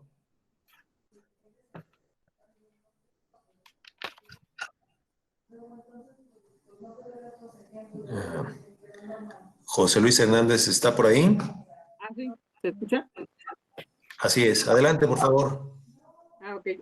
Mi pregunta va muy encaminada a que si bien los procedimientos especiales sancionadores, bueno, cada conducta establece como una sanción específica, establece de vulneración a reglas de acceso a medios de comunicación, difusión de propaganda calumniosa, actos anticipados, etcétera. Pero hay conductas, bueno, yo considero que sí son más graves y que ponen en riesgo el ejercicio democrático de este país, incluso como lo mencionaba usted, magistrada, hace rato, que la democracia del país está en duda. No sé si fuera necesario incluso la imposición de sanciones o de determinaciones que en verdad fueran muy relevantes y que causaran un impacto, ¿no? Porque hay cuestiones que sí generan la falsedad, vulneran los principios democráticos o principios rectores de la función electoral, principios constitucionales, ¿no? Casos como el de, lo comentaba, del Partido Verde Ecologista de México, vulneró principios de la función electoral en tiempos de veda electoral, que fue muy grave y se hizo de un beneficio, ¿no? Incluso, no sé, considerar la cancelación de su registro como partido político por esta vulneración, o casos como el de los candidatos independientes por la falsificación de sus firmas, ¿no? Quizás tardó mucho este asunto y pudo considerarse incluso la cancelación del registro de los candidatos antes del día de la elección. Y otro caso, casos de violencia política, que creo que ya se dio uno en ámbito local, en el que un candidato estaba registrado, creo que cometió actos de violencia política o lo volvió a cometer. El OPLE decide cancelar su registro, lo confirma el tribunal local, creo que llega hasta la sala superior y confirma la cancelación del registro. No sé si sería como pertinente considerar nuevas sanciones o determinaciones que impliquen mayor impacto en asuntos en los que se vulneren como principios constitucionales rectores, principios de la democracia, y que queden como un mensaje tanto para quienes inciden y también para que abone a una mejor democracia de nuestro país, ¿no? Claro, gracias. José Luis, ¿verdad? Sí, así es. Gracias, José Luis. Mira, tú haces la pregunta del millón. Y yo creo que cuando nos hacen esa pregunta, para nosotros que por el momento ocupamos un espacio público, un espacio en la judicatura o pudiera ser incluso una consejería, pues es la pregunta que a nosotros nos permite como soslayarnos de manera particular. Yo te diría, es como la pregunta que aspiras a un examen profesional, ¿no? Que te permite dar una opinión, que te permite pues dar una muestra de conocimiento, de que sí le entiendes, ¿no? De que sí sabes de qué va. Yo te diría algo muy concreto. A ver, cualquier infracción que se acredite puede poner en duda el sistema. A ver, la teoría de la pena establece de manera muy particular cuál es el fin de la sanción. Y el fin de la sanción es inhibir. Inhibir de tal manera que nadie lo quiera volver a repetir, ¿no? Que nadie quiera volver a ser sancionado o ser infraccionado por el mismo supuesto. Puede ser que en muchas ocasiones, sobre todo a la luz de la ciudadanía, las sanciones sean pequeñas, ¿no? Hay una frase que luego se usa, o bueno, es una idea, no es una frase, pues ¿qué les va a doler a los partidos si las multas las pagan con el dinero del erario público, con la prerrogativa que se les otorga y que no les cuesta nada, en teoría, ¿no? A ver, yo te diría, la otra vez estábamos platicando, me va a salir un poquito del tema, pero vale la pena para ejemplificar, la cuestión de cuando entra dinero ilícito a las campañas electorales, ¿no? Había un cuestionamiento muy interesante y es algo que pasó en este país respecto al financiamiento, los procedimientos de financiamiento, la revisión de gastos de ingresos y egresos de partidos políticos. Se hacía la elección, se le llevaban a cabo los medios de impugnación, se presentaban y se resolvían. Y resulta que la candidata o el candidato ya estaban en el cargo y no se había resuelto el procedimiento de fiscalización.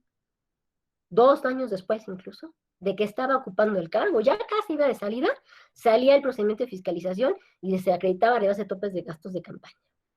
Alguien decía, si no se puede empatar todavía hoy, con independencia de la reforma 2014, si no se puede empatar que haya tomado protesta, que ya esté en el cargo, es decir, que lo esté ejecutando, y el proceso de fiscalización, que cuando salga el proceso de fiscalización, parte de la sanción sea que lo quiten del cargo. Alguien pelaba los ojos, ¿no? Y decía, no, ¿cómo? A ver, a lo de sanciones tenemos muchas ideas y todos podemos proponer algo. Yo te podría decir en el tema de violencia política por razones de género, que no es un tema mío y no me quiero meter ahí por respeto a la magistrada Karen, pero en la Ciudad de México tuvimos el ejercicio en la Constitución política donde se establecía la nulidad por violencia política por razones de género. ¿Qué pasó? ¿Tú eres de la ciudad, José Luis? No, soy de Tlaxcala. Bueno, te voy a platicar qué pasó en la ciudad. Toda la Constitución política de la Ciudad de México fue impugnada, también aspectos electorales, solo que se resolvieron estos antes para poder llegar al proceso con reglas claras. Y la Corte nos dijo, pues sí, palabras más, palabras menos. Está muy bien y es muy buena idea la nulidad de elección por violencia política por razones de género. Nada más que tú haces una amalgama, porque empleo esa palabra, de causales de nulidad y cómo acreditarla, y la voy a expulsar de tu ordenamiento, y no procede. O sea, ya teníamos el ejercicio a nivel constitucional en la ciudad reconocido, y por no saber legislar, porque cuando dicen fue una amalgama, yo no entiendo más que un tema de técnica legislativa, lo quitan, le expulsan, híjole, qué coraje, ¿no? Y entonces lo que se platicó fue, bueno, no está, pero hay principios constitucionales y por ahí se la podrían aventar en la Ciudad de México si fuera el caso. No llegó el caso como tal, propiamente. No llegó el ejercicio. Ahora, cancelar el registro. Cuando fue el proceso 2014, que el Verde, yo les hacía alguna referencia, que el Partido Verde repartió mochilas, boletos de cine, cartas, en el número de cosas, tuvo multas millonarias que dieron la vuelta en sala superior, regresaron, etcétera. Se platicó mucho en mesa de consejeros, incluso en un momento dado, la pérdida del registro. Y alguien dijo, y no me parece una mala posición, ¿sabes? Alguien dijo, los partidos políticos tienen que perder el registro en las urnas. Ahí es donde tienen que perder, con la descalificación de la ciudadanía, con el castigo, con el famoso voto de castigo, no mediante una resolución ni mediante una sentencia. Yo entiendo y en algún sentido interpreto tu cara de desánimo de, ay, pues entonces nunca los van a sancionar. Lamento decirte que las posiciones que se han hasta ahorita generado, pues son esas, ¿no? Una de las sanciones también de la entrada de dinero ilícito en campañas, que se establece como nulidad si se acredita, es que se tendría que llamar a una campaña, a una elección extraordinaria, y no podría participar el candidato o la candidata que se haya recibido el dinero ilícito. No suena tan mal, ¿no?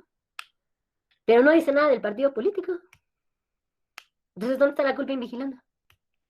Yo hacía alusión, y cuando lo dije en esa mesa, que fue estos días que hemos estado haciendo actividades digitales, por esta misma vía, yo decía, bueno, pero también hay que tomar en cuenta algo, y hacemos caso omiso también como autoridades, ¿no?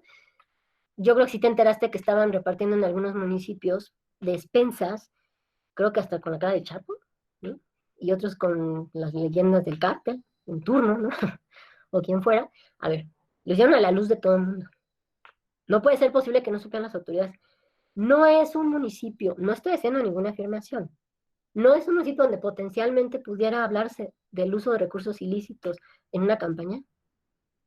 Si nadie se les pone al tiro, si pueden hacer ese tipo de cosas.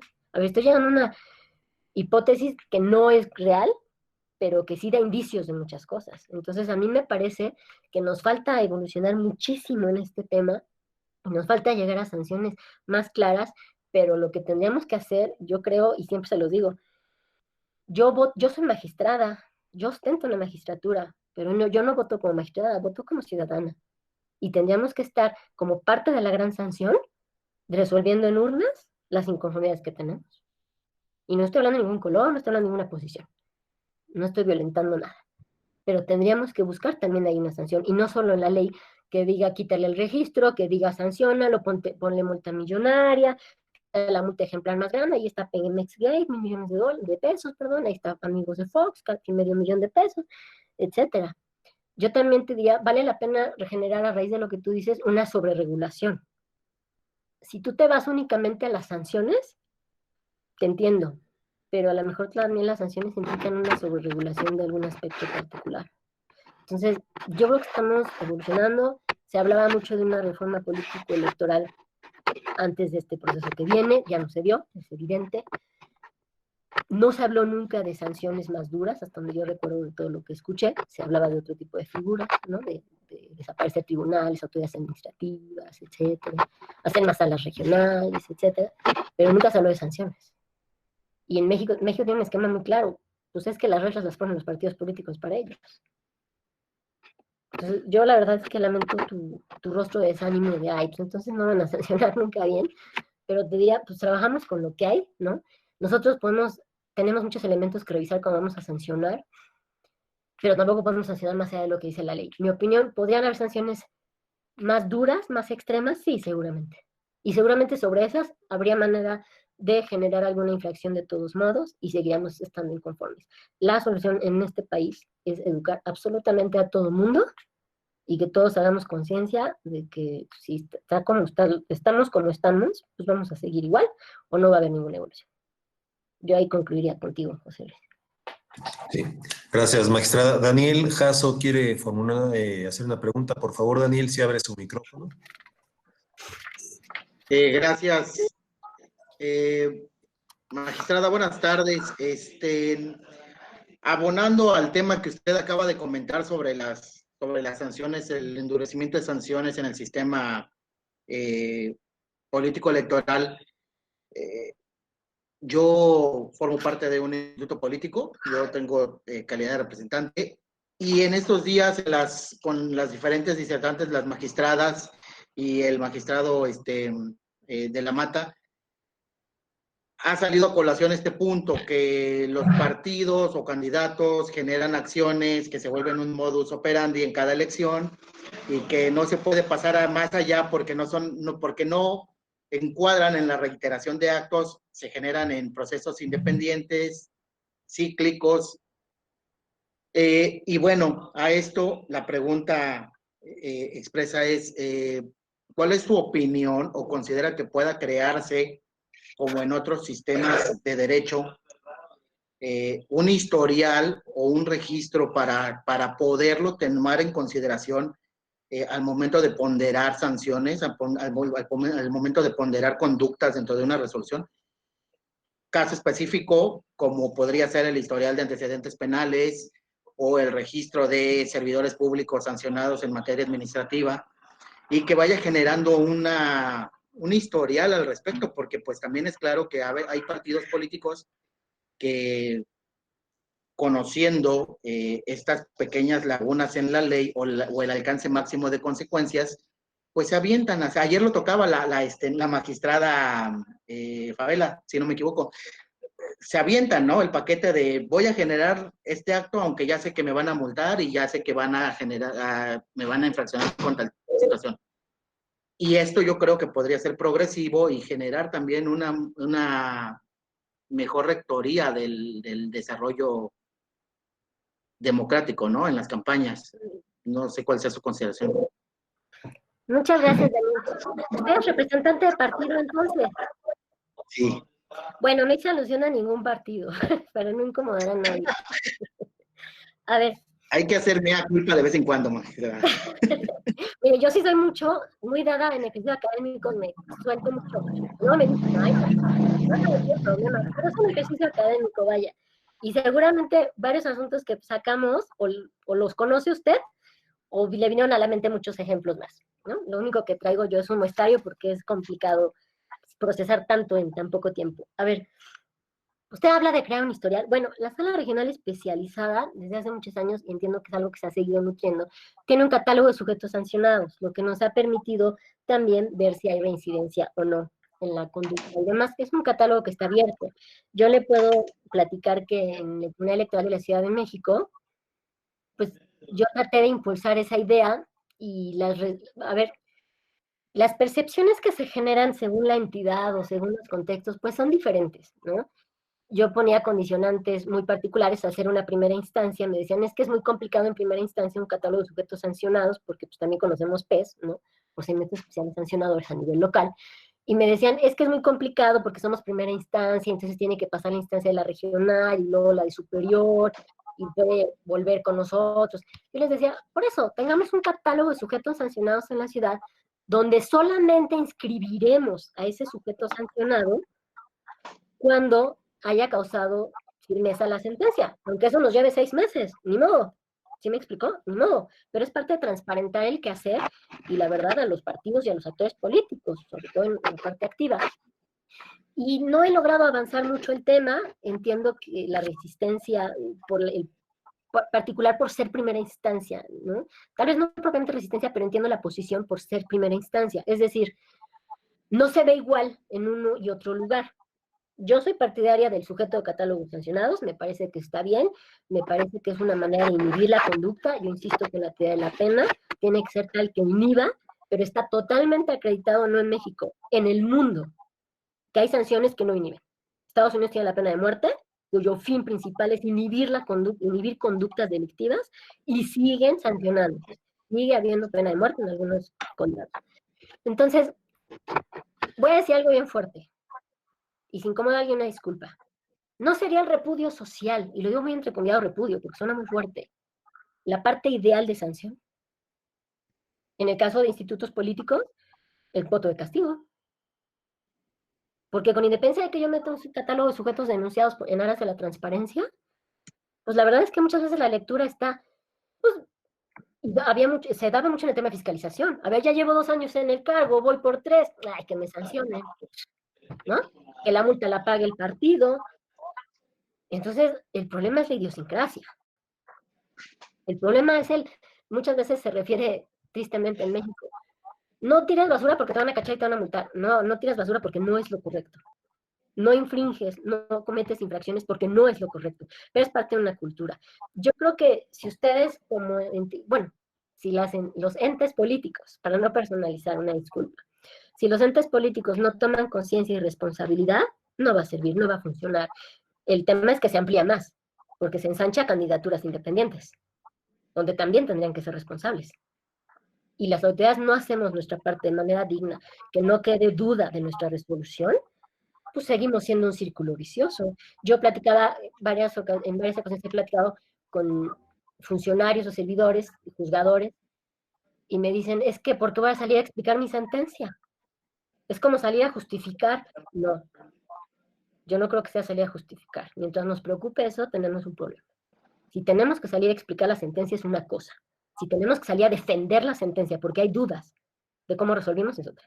Yo lo que hago en mi caso muy particular es, a lo mejor usted no coincide en una sentencia mía o en mi criterio, pero yo estoy convencida y tengo la fortaleza y tengo los conocimientos técnicos y jurídicos para pararme en un foro y poder sostener el criterio, aun cuando no coincida la mayoría incluso, tal vez, ¿no? Pues para eso son los votos donde uno se queda sola, ¿no? Luego decimos que mayoritean, ¿no? Pero tenemos que hacer nuestro trabajo cada quien. Entonces yo diría pues, que la verdad los entes políticos pues asuman las responsabilidades, las consecuencias, y nosotros como autoridades hagamos lo mismo. Pero no podemos sacarnos, como le decía al anterior amigo, pues sanciones de la manga, eso es muy complicado. Gracias. ¿A usted? Gracias, magistrada. El doctor Ramón Hernández quiere formular una pregunta. Por favor, Ramón, si nos ayudas abriendo tu micrófono. Muchas gracias, maestro Alex. Felicidades por la moderación. Magistrada, muchas felicidades. La verdad es que de una manera muy clara, muy puntual, comentó cada una de las etapas y todos los aspectos que abarcan los procedimientos. Yo quisiera hacerle una pregunta. Tengo mucha inquietud en los procedimientos especiales sancionadores con el tema de la mujer. Creo que es un tema en el cual pues estamos nosotros como sociedad fallando, aun y cuando pues ya se han logrado cosas muy interesantes a diferencia del escenario que teníamos en procesos electorales pasados. La pregunta aquí concreta en este caso es sobre los procedimientos que se siguen respecto de violaciones a derechos políticos electorales. Si no pudiésemos generar algún mecanismo para que se le diera, al igual que en el tema de fiscalización, al igual que temas de rebases de topes de gastos de campaña, una celeridad y una prontitud antes del registro de las candidatas y de los candidatos, antes de la declaratoria de la confirmación de los resultados electorales, que incluso la propia autoridad administrativa electoral tuviese la facultad de pues no declarar no hacer la declaratoria de legalidad y validez de una elección por algún caso que esté sujeto precisamente a una violación ya de manera manifiesta en contra de los derechos políticos electorales de la mujer, porque como que nos hemos quedado de que está muy reconocible de que ya se lograron varios avances, pero si usted le pregunta a las mujeres que están afuera, que les están violando constantemente sus derechos, pues ellas dicen, oye, pues yo cómo hago valer mis derechos, cómo los hago efectivos, y bueno, creo que ahí está quedando un poquito mal tanto las autoridades en el sentido administrativo como jurisdiccional en ese sentido. Y también, de otro lado, también muy importante, magistrada, el contenido de la propaganda, tanto política como de precampaña y de campaña. También creo que ese es un gran pendiente en el cual se tienen que incorporar pues participación igualitaria de la mujer para que sea calificada también dentro del tema de fiscalización, y que si no existe un contenido igualitario, pues también recibe una sanción el partido político o las candidaturas independientes que lancen a una mujer, ¿no? También para el efecto, pues, de evitar la violencia. Es decir, creo que estos temas bien se pudiesen manejar de una manera oficiosa, garantista y con mucha celeridad. Sería todo. Y felicidades nuevamente. Muchas gracias, don Ramón.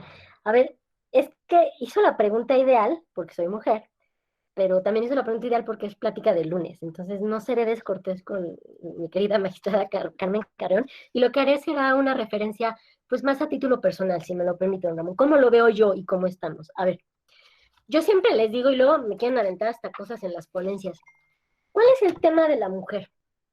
¿Por qué ha costado tanto trabajo el posicionamiento? ¿Por qué nos cuesta tanto trabajo entrar, no solo en espacios de candidaturas, también en espacios de función pública, de servicio público? Le voy a decir por qué en palabras lisas y llanas. Hay quien me dice, aprende a decirlo más elegante, pero siempre me gana. Porque para poder subir una mujer hay que bajar un hombre. Y los hombres no están dispuestos. Porque sigue siendo un tema que incomoda, don Ramón. Y va a seguir siendo un tema que incomoda. Porque va a seguir habiendo y existiendo un bloque opositor. El tema es que mientras no se enteren que hay nuevos tiempos, mientras no se enteren que hay nuevas condiciones, pues la resistencia va a seguir, pero también vamos a seguir empujando por otro lado. Usted decía un tema particular de hacerlo rápido. A ver, la nueva reforma del 13 de abril, si no mal recuerdo, es decir, acaba de pasar, ya estaba lo de la pandemia, refiere que los procedimientos que tengan que ver con violencia política de género tienen que ser mediante procedimientos especiales sancionadores. Es decir, de manera acelerada, con celeridad, rapiditos, que no deje lugar a dudas y que garanticen la protección. Ya se habla también en la reforma de la reparación del daño. Yo le diría, ¿qué nos hace falta como autoridades cuando estamos resolviendo temas? Y parece que nos espanta un poco entrar. Tenemos que entrarle de lleno a las garantías de no repetición. tenemos que establecer supuestos muy particulares para que si algo pasa y se está denunciando algo en un expediente, esto no vuelva a repetirse. ¿Qué pasa? Y también hay que decirlo tal cual, don Ramón. No todo lo que se denuncia es violencia de género. No todo. Sí me atreví a decirle que hay una pugna interesante cuando eres mujer y determinas que esto no es violencia de género. Es un tema de lectura. A veces es muy clara cuando es muy claro el caso cuando es violencia política por razones de género. A veces no es tan claro.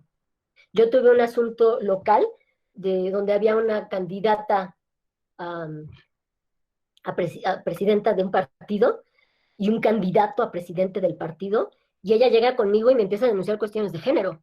Y cuando lo que yo veo no es nada que ver de género. Es un tema partidista meramente, donde se aplicaron las reglas meramente, y ella lo que aducía es un tema de género porque soy la única mujer que aspira al partido y merezco el espacio. Híjole, qué complicado, don Ramón. Porque el tema de género no condiciona dar la razón siempre. Y yo sé que hay quien me colgaría por decir esto. Pero no todos los temas son violencia de género. Hay que tener mucha claridad, hay que tener un estudio muy particular.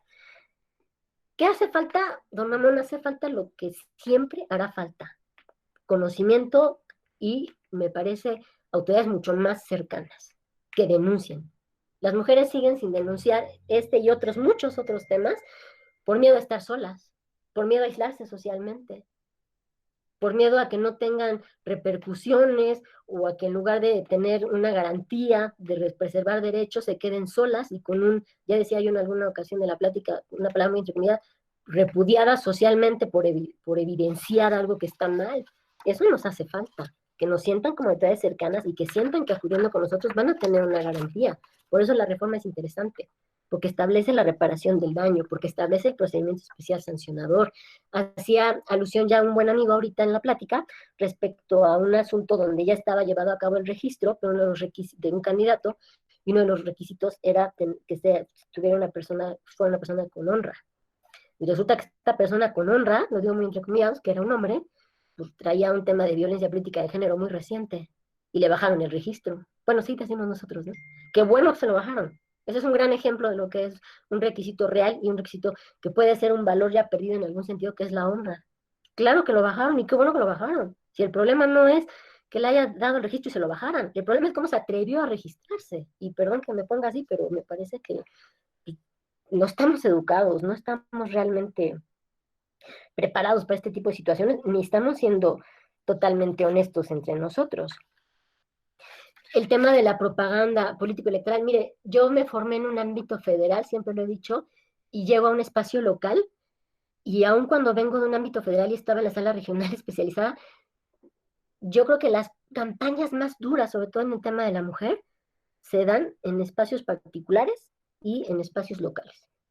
Ahí es donde las cuestionan de una manera que, por lo que usted me dice, lo sabe, ¿no? Es consciente, le ha tocado, les dan hasta con la cubeta.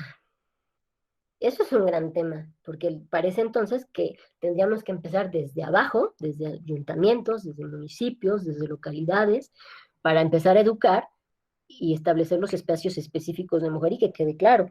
En el tema de fiscalización, hay quien comenta, porque los partidos ya por disposición legal tienen que tener una partida específica destinada a dar a conocer o promover el liderazgo de la mujer. Alguien comenta que esa partida presupuestaria debería darse directamente a la Secretaría de la Mujer de los partidos políticos, y no que fuera parte de la prerrogativa genérica y el partido la distribuyera. Yo le puedo decir, y no es un secreto, hay un partido político que recientemente la secretaria de la mujer del partido tuvo que presentar un JDC para poder ejercer derechos como secretaria de la mujer en el partido político. No estaremos mal, don Ramón. Estamos re mal. El punto y la buena noticia, porque hay que hablar de buenas noticias y no de malas, es que hay una reforma que nos da mayor ámbito de actuación, que nos permite muchas más cosas, que vincula de manera muy clara a las autoridades administrativas en un tema de capacitación, de educación y demás, y establece ya la reparación del daño, que establece un procedimiento específico acelerado para poder atender este tipo de cuestiones, y yo me quedaría también en el tema de que nos aventuremos las autoridades que estamos en el ámbito competente, no solo a decretar medidas cautelares o dar vistas, sino entrarle de lleno a las garantías de no repetición. Muchas gracias, don Ramón. Muchas gracias. Gracias, magistrada. Tenemos un par de preguntas. Me atrevería a pedir, hay una muy particular que sin duda estoy seguro la magistrada Carrión podría contestar muy bien con su exposición del siguiente lunes. Y en atención al tiempo, antes de despedir esta clase, pues hacerte saber que hay muchas felicitaciones, un ejercicio académico muy didáctico que nos ha permitido conocer y has puesto sobre la mesa del debate temas muy vigentes como el tema de la sanción, las redes sociales, las fake news, me atrevería a decir incluso el Big Data, esta nueva manera de hacer campañas, de conocer los gustos de los usuarios de redes sociales a través de las redes sociales. Pero para no extenderme mucho, quisiera darle el uso de la voz a la magistrada Carrión, quien desea darnos un mensaje y a quien agradecemos mucho que sea pues la autora e intelectual, la coordinadora de este ejercicio académico. Por favor, magistrada.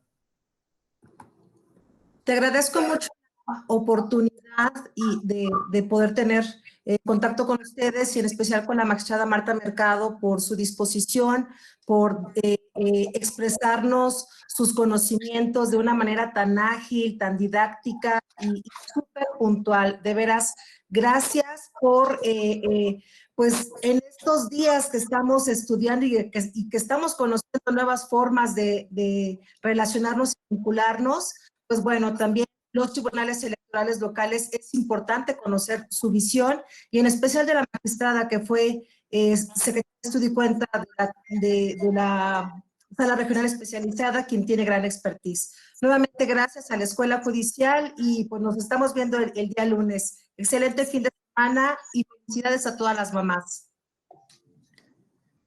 Muchas gracias, magistrada Carrión. Pues quisiera, por favor, si ayudarme abriendo sus micrófonos y dándole un aplauso muy caluroso a la magistrada Mercado, por favor.